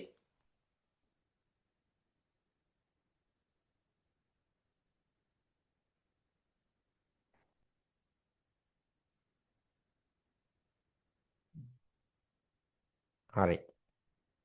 එතකොට යාළගේ විශේෂ ලක්ෂණ යටතේ අපිට කතා කරන්න තියෙනවා කරුණු කීපයක්. එකක් තමයි මෙයාලා පුතේ සාමාන්‍යයෙන් ඇල් ජලයේ දිය වෙන්නේ නැහැ. හරි. ඇල් ජලයේ දිය නොවේ. කලින් කතා කරපු මොනොසැකරයිඩ් සහ ඩයිසැකරයිඩ් කියන දෙකම ජලයේ දිය වුණා. හැබැයි මෙයා ඇල් ජලයේ දිය වෙන්නේ නැහැ කියලා කියනවා. ඒ වගේම මෙයා ස්පටික රූපී නොවේ. හරි ස්පටික රූපී නෙමෙයිලු මේගොල්ලෝ. එතන පොලිසැකරයිඩ් යටතේ විශේෂ ලක්ෂණ දෙකයි තියෙන්නේ. හරි. හරි එහෙනම් අපි ඊළඟ තිත තියලා මේ දෙක ලියාගමු ඈ. පළවෙනි එක ඇල් ජලයේ දිය නොවේ.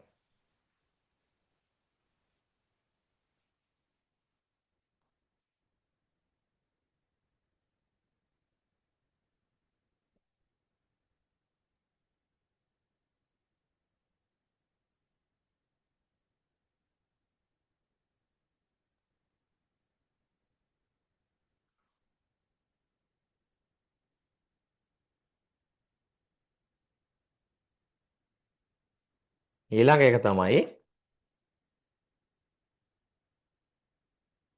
ස්පටික රූපී නොවේ.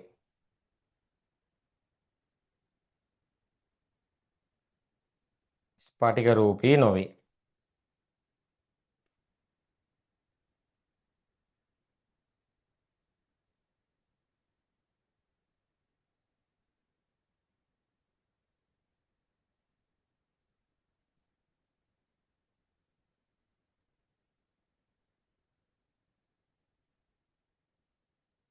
ඇල් ජලයේ දිය නොවේ. ස්පටික රූපී නොවේ.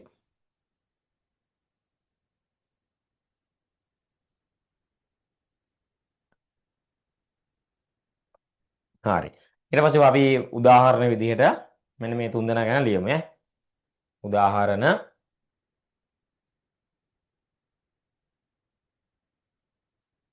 පිෂ්ඨය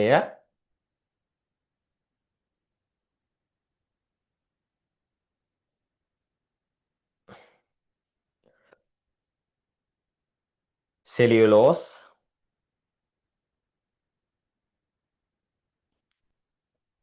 සෙලියුලෝස්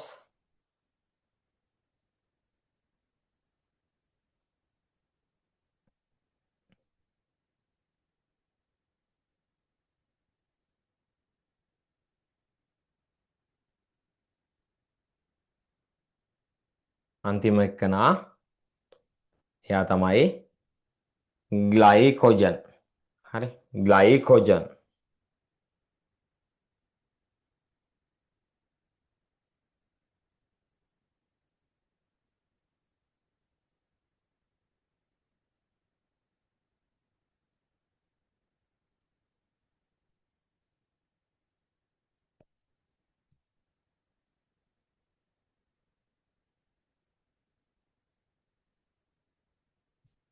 ඉවරයි නේද ලියලා? හ්ම්. හරි. එහෙනම් අපි දැන් ඊළඟට මේගොල්ලෝ ගැන වෙන වෙනම ඉගෙන ගමු ඈ. හරි. එතකොට ඒ යටතේ අපිට මුලින්ම ඉගෙන ගන්න තියෙන්නේ පිෂ්ඨය ගැන. පිෂ්ඨය ගැන. එහෙනම් අනු මාතෘකාවල් ලියන්න පුතේ. පිෂ්ඨය.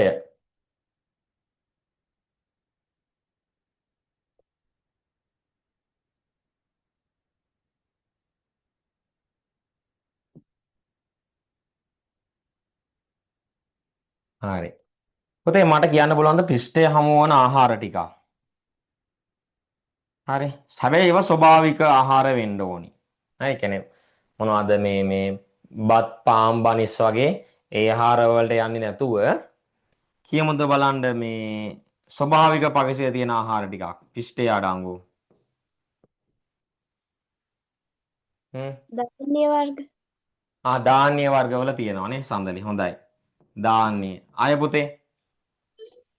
වල වර්ග. very good. අල වර්ගවල තියෙනවා නේද? අල වර්ගනේ හරතාපල්, මඤ්ඤොක්කා, බතල මේ වගේ ඕනෑම අල වර්ගයක තියෙන්නේ පිෂ්ඨය. හොඳයි. තව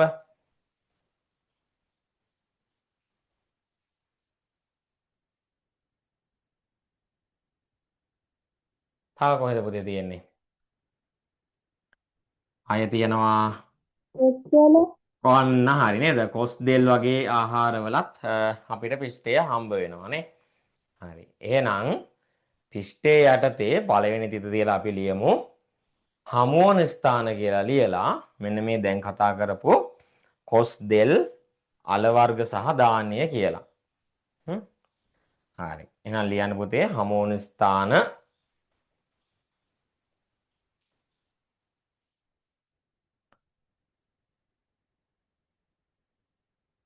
කොස් දෙල් අල වර්ග සහ ධාන්‍ය.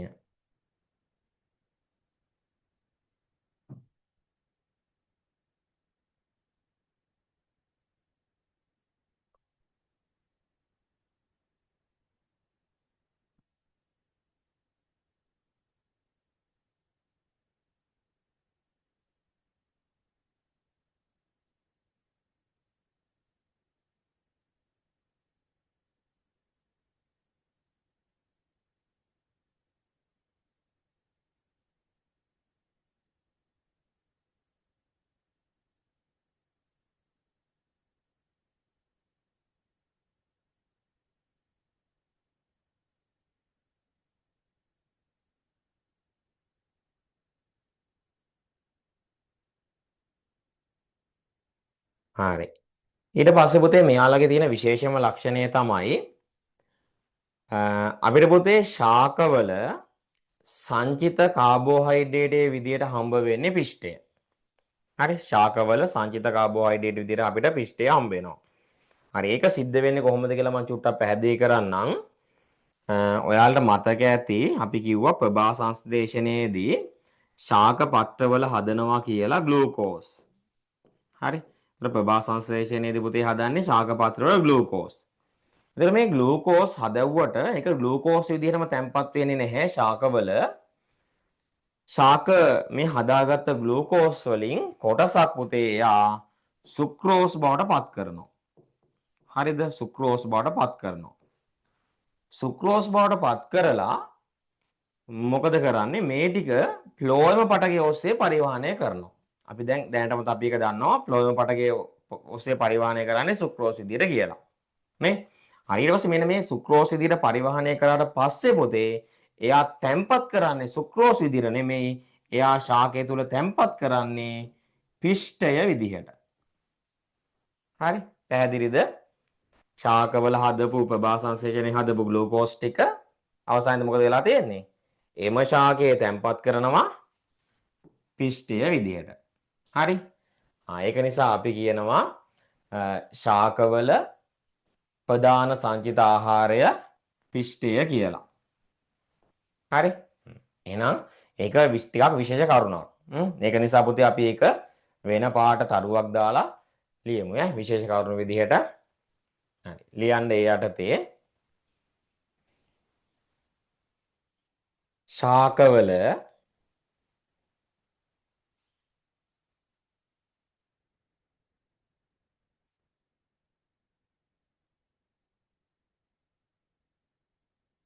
ප්‍රධාන සංචිත ආහාරය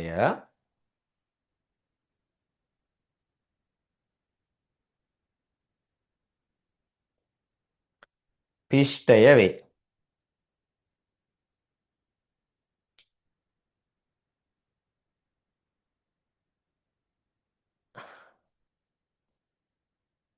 ශාකවල ප්‍රධාන සංචිත ආහාරය පිෂ්ඨය වේ.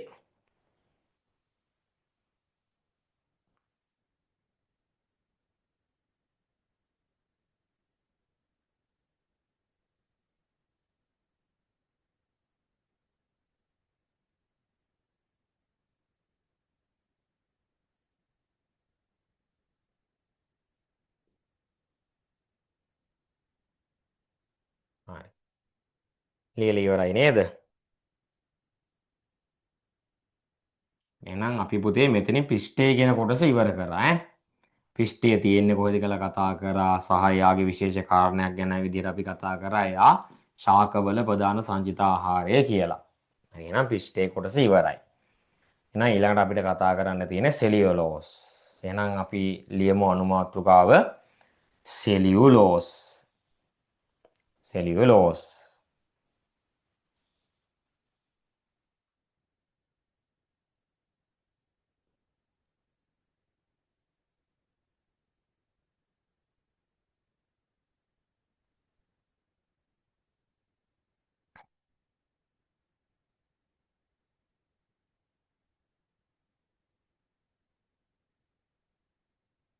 හරි. එතකොට ඒ යටතේ අපිට මුලින්ම ඉගෙන ගන්න තියෙනවා සෙලියුලෝස් කොහෙද අපිට ස්වභාවික පරිසරයේ හම්බ වෙන්නේ කියලා.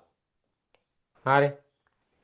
ඔයාලා පුතේ දැනට දන්නවද මේ සෙලියුලෝස් කියන ද්‍රව්‍ය කොහෙද අපිට හම්බ වෙන්නේ කියලා පරිසරයේ? ශාක පොඩි සෛල පන්තිවලදී බිත්ති සමාජයට ඉගෙනගෙන තියෙන්න පුළුවන්. හ්ම්. කොහෙද? ශාක ඔව් ඔව් සෛල රශ්මි. බිත්ති අන්න හා හරි ශාකවල කොහෙද? තන්තුවල ඈ ශාකවල ශාක බිත්ති හා ඔව් තන්තුවල නේද? හොඳයි ඈ. සෛල බිත්තිවලනේ බිත්ති ශාක හා සෛල බිත්තිවල. හරි. ඔව්. තන්තුවල ඒ කියන්නේ මෙහෙමයි පුතේ. ශාක සෛලවල එයාගේ ආරක්ෂාවට තියනවා පුතේ සෛල බිත්තියක්. මෙන්න මේ විදියට. හරි. මේක ශාක සෛලයක් කියලා හිතන්නකෝ. ඒ ශාක සෛලයේ වටේට තියෙනවා සෛල බිත්තියක්. හරි. එතකොට මේ සෛල බිත්තිය නිර්මාණය වෙලා තියෙන ප්‍රධානම සංඝටකයේ විදිහට අපි සලකන්නේ මේ දැන් කතා කරන සෙලියුලෝස්. සෙලියුලෝස් වලින් තමයි මේ ශාක සෛලවල බිත්තිය නිර්මාණය වෙලා තියෙන්නේ. ශාක සෛල බිත්ති. හරි. එහෙනම් මේ සෙලියුලෝස් කියන කෙනා අපිට හම්බ වෙන්නේ ශාකවල. හරි. හරි. ඒ වගේම අය තියනවා පුතේ ශාක තන්තුවල. ශාක තන්තුවල. නේ? කොහෙද පුතේ ශාක තන්තු තියෙන්නේ? හ්ම්. අර කොහිල එහෙම දන්නව නේද? කොහිල වගේ ආහාර ගත්තාම ඒ වගේ තන්තු තියෙනවා. හරි. එහෙනම් ඒ තන්තු මොනවද? ඒවත් ඇවිල්ලා අපි දැන් මේ ඉගෙන ගන්න සෙලියුලෝස් වලින් තමයි හැදිලා තියෙන්නේ. හරි. එහෙනම් අපි හමු වන ස්ථාන විදියට මේ ටික ලියාගමු ඈ. දැනට කතා කරපු. හරි. එහෙනම් පුතේ ලියන්න අලුත් ඉදක් තියලා සෙලියුලෝස් යටතේ හමු වන ස්ථාන ඉස්සරහින් ඉරි කෑල්ලක් ගහලා පුතේ වෙන පාටකින් ලියනවා නම් හොඳයි ඒක. ශාක සෛල බිත්ති. ශාක සෛල බිත්ති.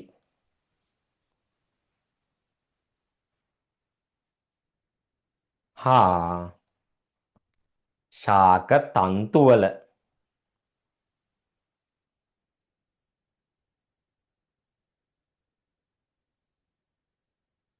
ශාක තන්තුවල.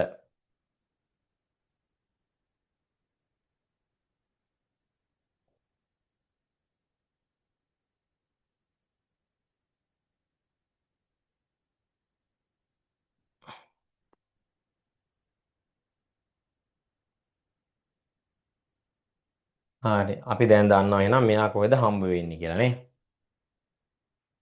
හරි. ඊට පස්සේ මෙයාගේ ඊළඟ විශේෂම ලක්ෂණය තමයි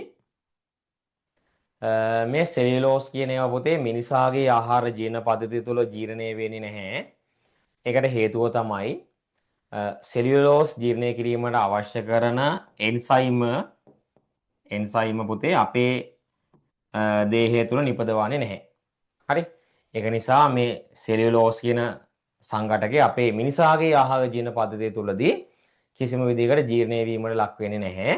හැබැයි ශාකභක්ෂක සත්තු ගත්තාම එයාලගේ දේහය තුළ මේ සෙලියුලෝස් ජීර්ණය කිරීමට අවශ්‍ය කරන එන්සයිම තියෙන නිසා ශාකභක්ෂක සත්තුන්ගේ දේහය තුළ මේක ජීර්ණයට ලක් වෙනවා. හරි. හරි. එහෙනම් අපි ඒ ගැනත් පොඩ්ඩක් ලියාගමු ඈ. හරි. ලියන්න ඊළඟ තිත තියලා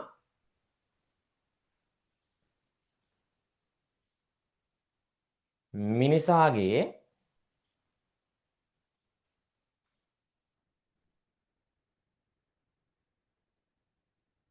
ආහාර ජීර්ණ පද්ධතිය තුලදී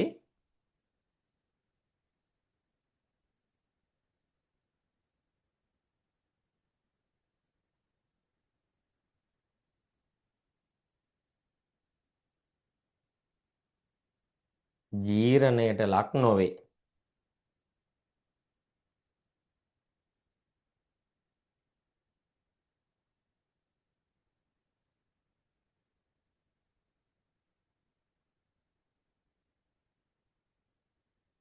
මිනිසාගේ ආහාර ජීර්ණ පද්ධතිය තුලදී ජීරණයට ලක් නොවේ.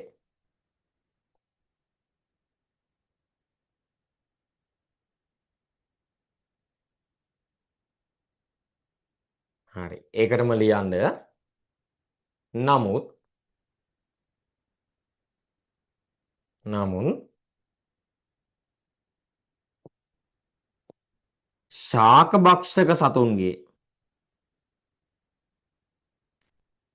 ශාකභක්ෂක සතුන්ගේ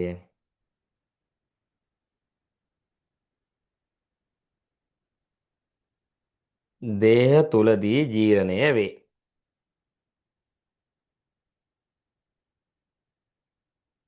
ශාකභක්ෂක සතුන්ගේ දේහ තුලදී ජීර්ණය වේ.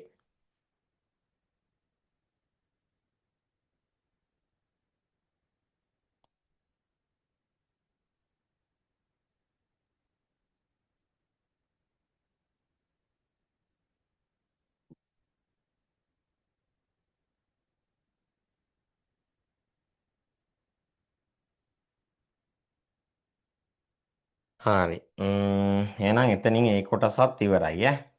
එතකොට මේ සෙලියුලෝස් යටතේ අපිට තව චූටි එක දෙයක් ගැන කතා කරන්න තියෙනවා. ඒ තමයි මේ අපිට පුතේ සෙලියුලෝස් කියන සංඝටකය වැදගත් වෙනවා. මේ අපිට හැදෙන එක්තරා ලෙඩකින් අපිව ආරක්ෂා කරගන්න. හරි. අපි මේ ලෙඩේට කියනවා මලබද්ධය කියලා. හරි. මලබද්ධය. එතකොට මේ මලබද්ධය කියන රෝගයෙන් ආරක්ෂා වෙන්න අපි ගන්න ආහාරවල සෙලියුලෝස් තිබීම වැදගත් වෙනවා. හරි. ඒ කියන්නේ අර අපි කලින් කතා කරපු තන්තු සහිත ආහාර ගන්න එක. හරි. ඒ කියන්නේ කොහිල, එතකොට පතෝල, වැටකොළු නේද? මෙන්න මේ වගේ තන්තු සහිත ආහාරනේ. අපි ටිකක් ගන්නවා හොරයිනේ මේ තන්තු සහිත ආහාර. හරි. එතකොට මෙන්න මේ තන්තු සහිත ආහාර ගත්තාම අපිට මේ මලබද්ධය කියන රෝගයෙන් වැළකෙන්න පුළුවන් කියලා කියනවා. එතකොට මේ මලබද්ධය කියලා කියන්නේ පුතේ මල පහ පිට නොවීමේ රෝගයක්. හරි. එතන මල පහ පිට කරන්න පිටවීමක් සිද්ධ වෙන්නේ නැහැ. වැසිකිලි ගියාට මල පහ පිට වෙන්නේ නැත්නම් අපි එකට කියනවා මලබද්ධය කියලා. හරි. ඔයාලා කියන්නේ සාමාන්‍යයෙන් බඩ වේලනවා කියලා.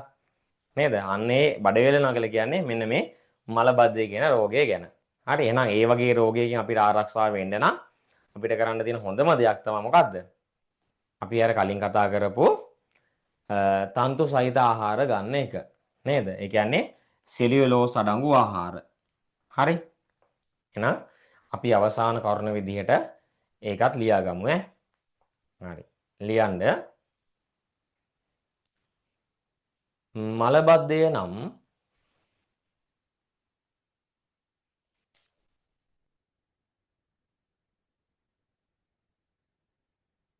මලබද්ධය නම්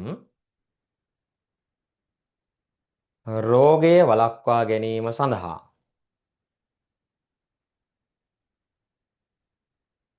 මලබද්ධය නම් රෝගය වළක්වා ගැනීම සඳහා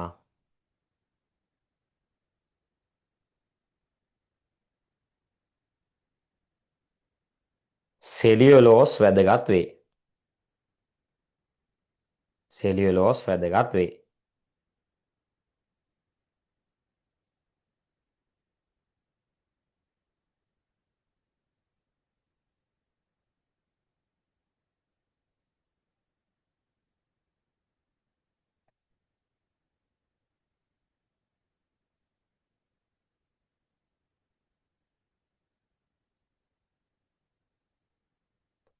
හරි. එහෙනම් පුතේ අපිට මෙතනින් සෙලියුලෝස් කියන කොටසත් අවසන් කරන්න පුළුවන් ඈ. සෙලියුලෝස් එකත් ඉවරයි. හරි. ඒතර අපිට පොලිසැකඩ යටතේ තව ඉගෙන ගන්න තියෙන එක්කෙනෙක් ගැන විතරයි. ඒ තමයි ග්ලයිකෝජන් කියන එකන. හරි. ග්ලයිකෝජන් වලට යන්න කලින් ඔයාලා පුතේ පොඩ්ඩක් කතා කරමුද මේ දෙක ඔයගොල්ලෝ දැනට මොන හරි ගැටලු තියෙනවද? ක්‍රිස්ටේ සහ සෙලියුලෝස් සම්බන්ධව.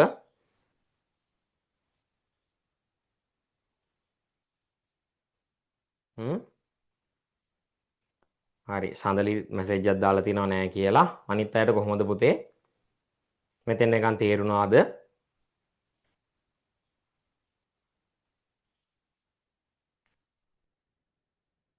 අපි කතා කරලෙමු. ඔයාලා මැසේජ් දාන එක දිගට කරදරයක් වගේ නම් කතා කරන්න පුළුවන්. අපි කතා බහ කරන්න යමු නේද?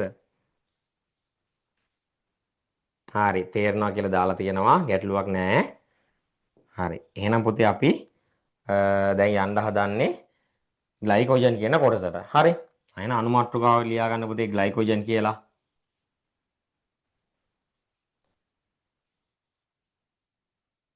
ග්ලයිකෝජන්.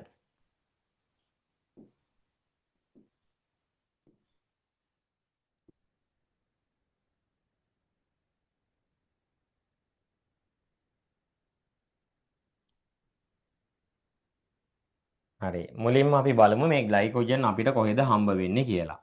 හරි.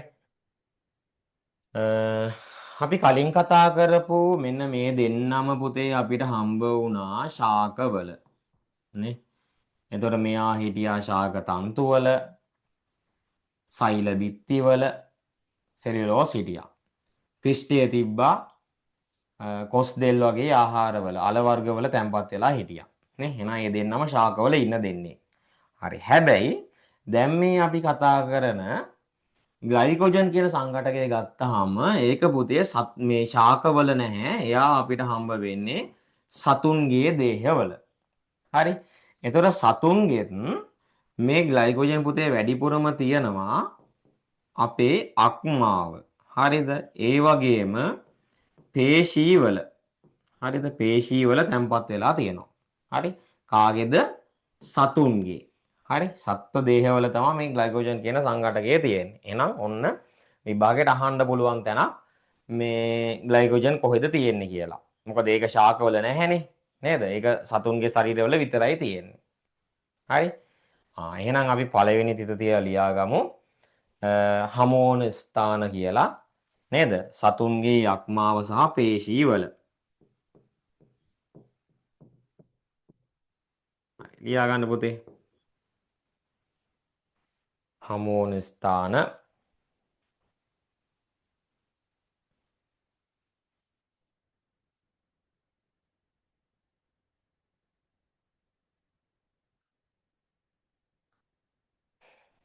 සතුන්ගේ යක්මාව හා පේශීවල.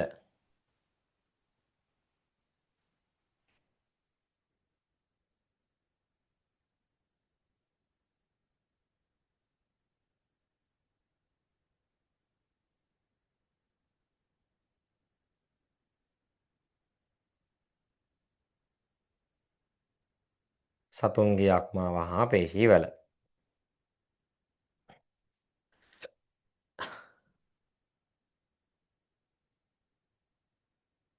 හරි.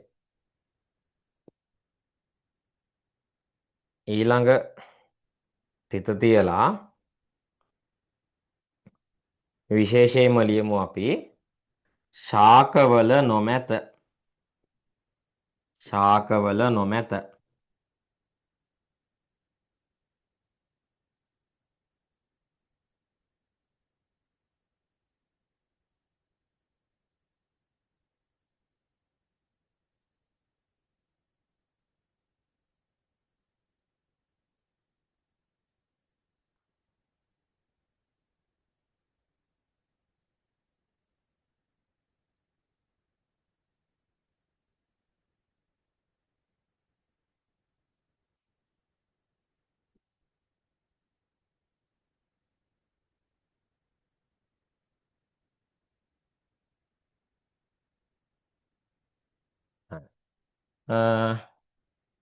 අපි කලින් කතා කරා ශාකවල ප්‍රධාන සංජිත ආහාරයේ විදිහට අපි සලකාවේ පිෂ්ඨය. එහෙනම් සතුන්ගේ සංජිත ආහාරයේ විදිහට අපි සලකන්නේ ග්ලයිකෝජන්. හරි ශාකවල පිෂ්ඨය සතුන්ගේ ග්ලයිකෝජන්. හරි. එහෙනම් ඔයා ආපහු අලුත් තිතක් තියලා වෙන පාට පෑනකින් ලියන්න පුතේ. සතුන්ගේ සංචිත කාබෝහයිඩ්‍රේටය ග්ලයිකෝජන් වේ.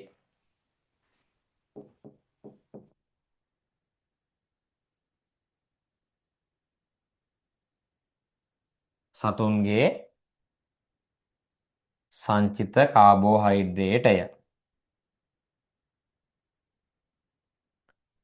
ග්ලයිකෝජන් වේ.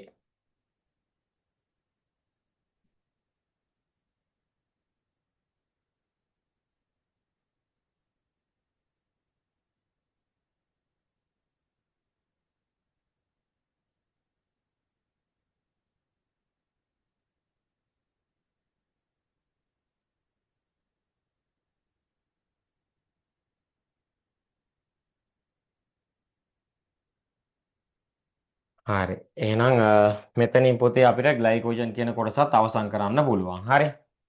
එතකොට අපි ඒ යටතේ කතා කරා මේ ග්ලයිකෝජන් කොහෙද තියෙන්නේ කියලා කතා කරා සහ එයාගේ විශේෂ කරුණක් විදිහට අපි කතා කරවුවා සතුන්ගේ සංචිත කරනවා කියලා දේහය තුල. හරි. එහෙනම් මෙතනින් පොතේ සියලුම පොලිසැකරයිඩ් ටික අපි කතා කරලා ඉවරයි. හරි. පිස්ටය, සෙලියුලෝස් සහ ග්ලයිකෝජන් කියන තුන් දෙනාම මේ වෙද්දි ඉවරයි. හරි. ඒ කියන්නේ අපේ සියලුම කාබෝහයිඩ්‍රේට් කියන කොටස දැන් අපි කතා කරලා අවසానයි අදින්. හරි. දැන් තියෙන ඉතින් ඔයාලට ටික ටික පාඩම් කරගන්න නේද? හරි. අද කතා කරන ටික අද දවසේම ඉවර කරගන්න. ඒතර ඔයාලට ගොඩක් ලේසි. ගොඩ ගැහෙන්නේ නැහැ ආයේ නේද? ඒතර 10 වසර ඉවර වෙද්දි දන්නේම නැතුව ඔයා පාඩම් කරන ටිකත් ඉවර වෙලා තියෙයි. නේද? එදාට ටික පාඩම් කරගත්තාම හරි. එහෙනම් පුතේ අපි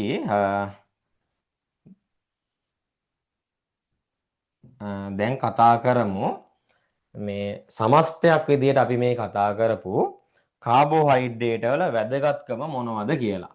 හරි. ඇයි අපිට කාබෝහයිඩ්‍රේට් වැදගත් වෙන්නේ? හරි. එහෙනම් පුතේ ලියන්න අනුමාත්‍රිකාවක් කාබෝහයිඩ්‍රේට් වල වැදගත්කම. කාබෝහයිඩ්‍රේට් වල වැදගත්කම.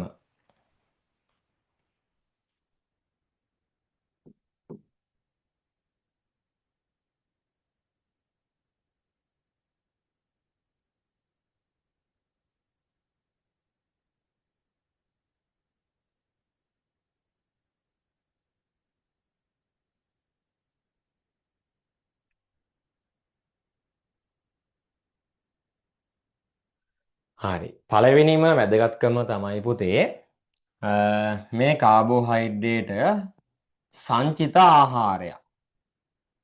හරි සංචිත ආහාරයක් නේ. එතකොට සංචිත ආහාර විදිහට අපි දැන් අවසාන කතා කරා ශාකවල නම් පිෂ්ඨය සතුන්ගේ නම් ග්ලයිකෝජන්. හරි. මම මෙතෙන්ද චුට්ටක් පැහැදිලි කරන්නම් ඈ මේ ග්ලයිකෝජන් ගැන මට තව චූටි දෙයක් ඔයාලට කියලා දෙන්න ඕනේ. ඒ තමයි දැන් අපි පිෂ්ඨය සහිත ආහාර ගත්තාම මේ පිෂ්ඨය සහිත ආහාර පුතේ අපේ ආහාර ජීන පද්ධතිය තුළ ජීර්ණය වෙලා අපි කියවනේ අවසාන ඵලයේ විදිහට ග්ලූකෝස් හැදෙනවා කියලා. හරි මේ ග්ලූකෝස් හැදෙනවා කියලා කතා කරන්නේ නේද? ඒතර මේ ග්ලූකෝස් වලින් තමයි ශක්තිය හදාගන්නේ. හරි ග්ලූකෝස් භාවිතා කරලා තමයි ශක්තිය හදාගන්නේ. හරි එතකොට මේ ග්ලූකෝස් උනත් පුතේ අපේ දේහය තුල ප්‍රමාණයට වඩා නිපද වෙනකොට මේ ග්ලූකෝස් මොකද වෙන්නේ? ගිහිල්ලා අපේ දේහේ අපි කලින් කතා කරපු අර අක්මාව වගේ අවයවවල හරි අක්මාවේ තැම්පත් කරනවා.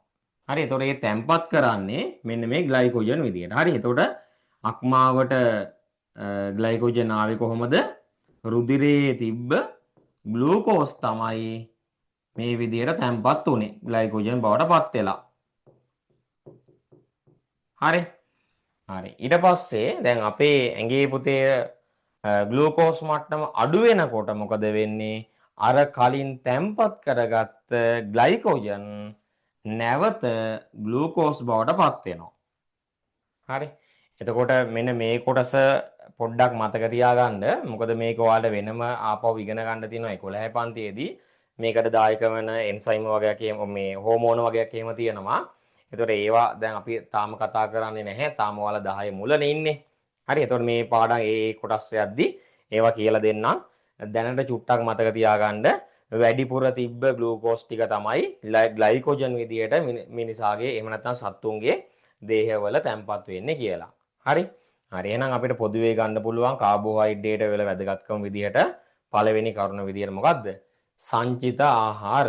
හරි. එහෙනම් ඔයා පුතේ අංක 1 කියලා දාලා සංචිත ආහාර කියලා ලියන්න. ඊට පස්සේ වෙන වෙනම ලියන්න ශාකවල මොනවද? සතුන්ගේ සංචිත ආහාරය මොනවද කියලා.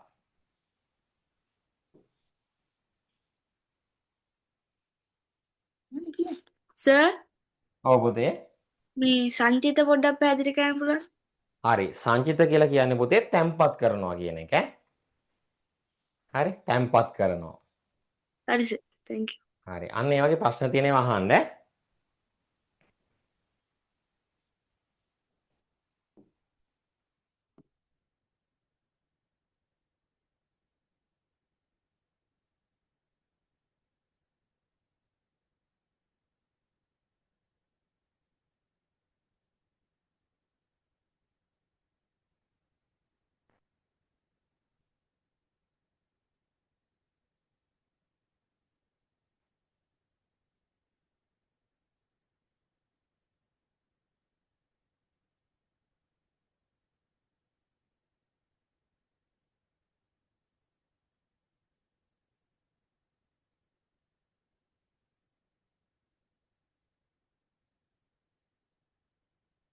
හරි. ඉවරයි නේද?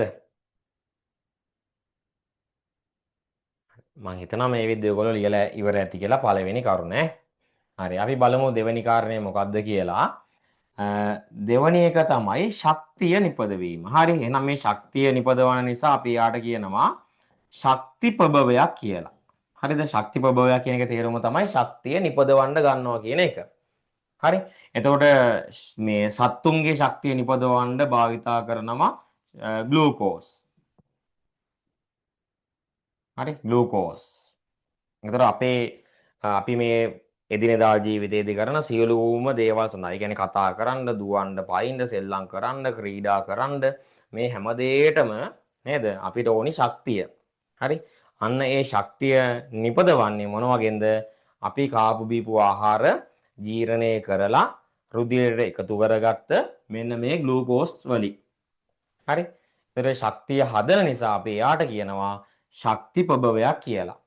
හරි. එහෙනම් ග්ලූකෝස් කියන්නේත් කාබෝහයිඩ්‍රේට් එකක් නේද? හරි. එහෙනම් කාබෝහයිඩ්‍රේට් වල වැදගත්කම විදිහට අපිට දෙවෙනි කරුණ ලියන්න පුළුවන් ශක්ති ප්‍රභවයක් ලෙස. ශක්ති ප්‍රභවයක් ලෙස කියලා ලියලා ඉරි කැල්ලක් ගහලා ග්ලූකෝස් කියලා ලියන්න.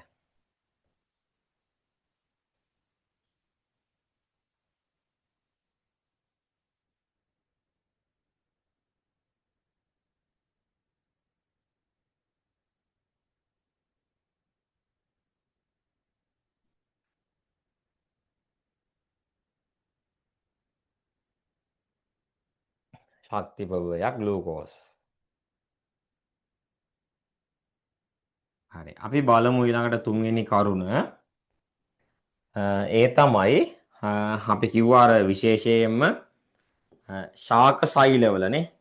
ශාක සෛලවල හදනවා කියලා කිව්ව පුතේ මොකද්ද? ඒ ශාක සෛලවල පිටතින්ම තියෙන ආවරණය කවුද? සෛල බිත්තිය නේ. හරි. එහෙනම් අපිට තුන්වෙනි කරුණ විදිහට ලියන්න හැකි ශාක සෛල බිත්ති නිර්මාණය කිරීම. හරි. ලියමු එහෙනම් ඈ. ශාක සෛල බිත්ති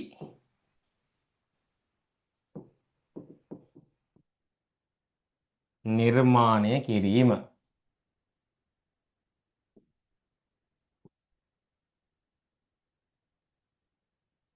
ශාක සෛල බිත්ති නිර්මාණය කිරීම.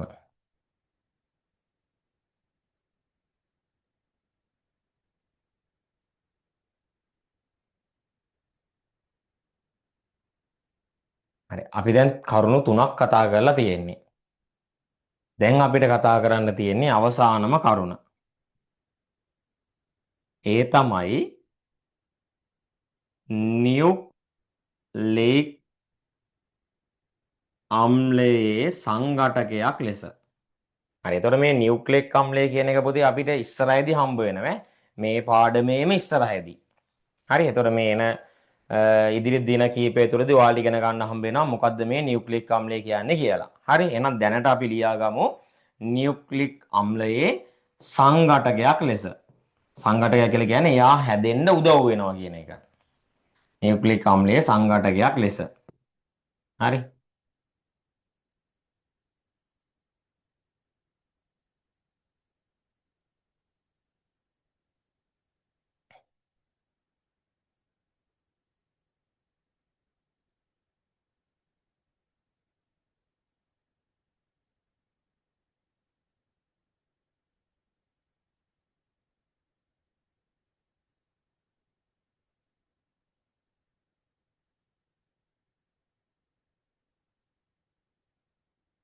හරි.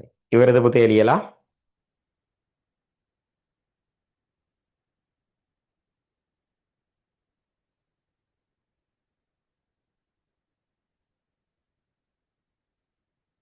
හරි. හොඳයි ඈ.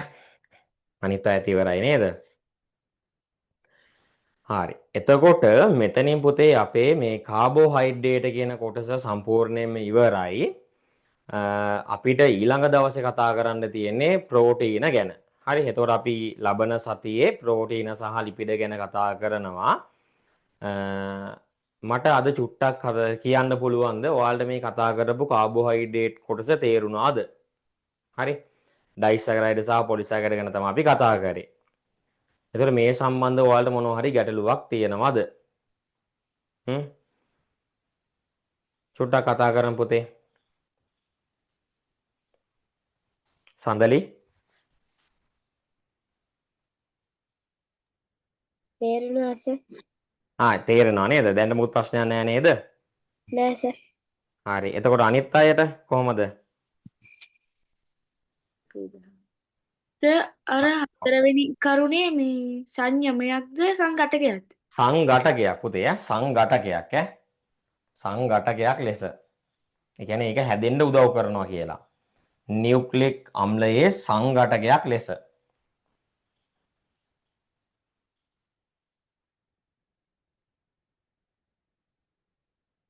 හරි නේද?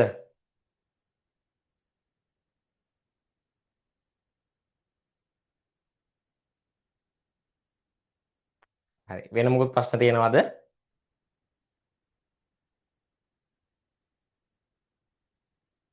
දිල්නුවන් දැන් මොකුත් ගැටලුවක් නැහැ නේද? නෑ සර්. හරි. එතකොට දිල්නුවන් පුතේ ඔයා අපේ දැනට මොන ගෲප් එකේද ඉන්නේ? පොඩි ගෲප් එකේද අනිත් එකේද කොහොමද? එහෙම දන්නේ අද තමයි සම්බන්ධ උනේ. හරි පුතේ හරි. එහෙනම් අද දැන් ඔයාලා සම්බන්ධ වෙච්ච කට්ටිය මට ඔයාලගේ මගේ නම්බරයට මැසේජ් එකක් දාන්න පුතේ. මම ඔයාලා ඉදිරියේදී අපේ වෙනම ගෲප් තියෙනවා. පන්ති මට්ටමින් හදපු ගෲප් වලට ඒකට ඔයාලව මම සම්බන්ධ කරන්නම්. හරි. එතකොට මගේ නම්බරේ මම ඔයාලට දෙන්නම්. එතකොට අද මුල්ම වතාවට සම්බන්ධ වෙච්ච කට්ටිය ඉන්නවා නම් නේද? දැන් අපේ link එක කීප දෙනෙක්ගෙන් share වෙලා තිබ්බා. හරි. එතකොට නැති කට්ටිය ඉන්නවා පුතේ. මෙන්න මේ නම්බරේට මැසේජ් එකක් දාන්න මම ඔයාලා group එකට add කරන්නම් ඈ. හරි 076යි 124යි 34යි 90.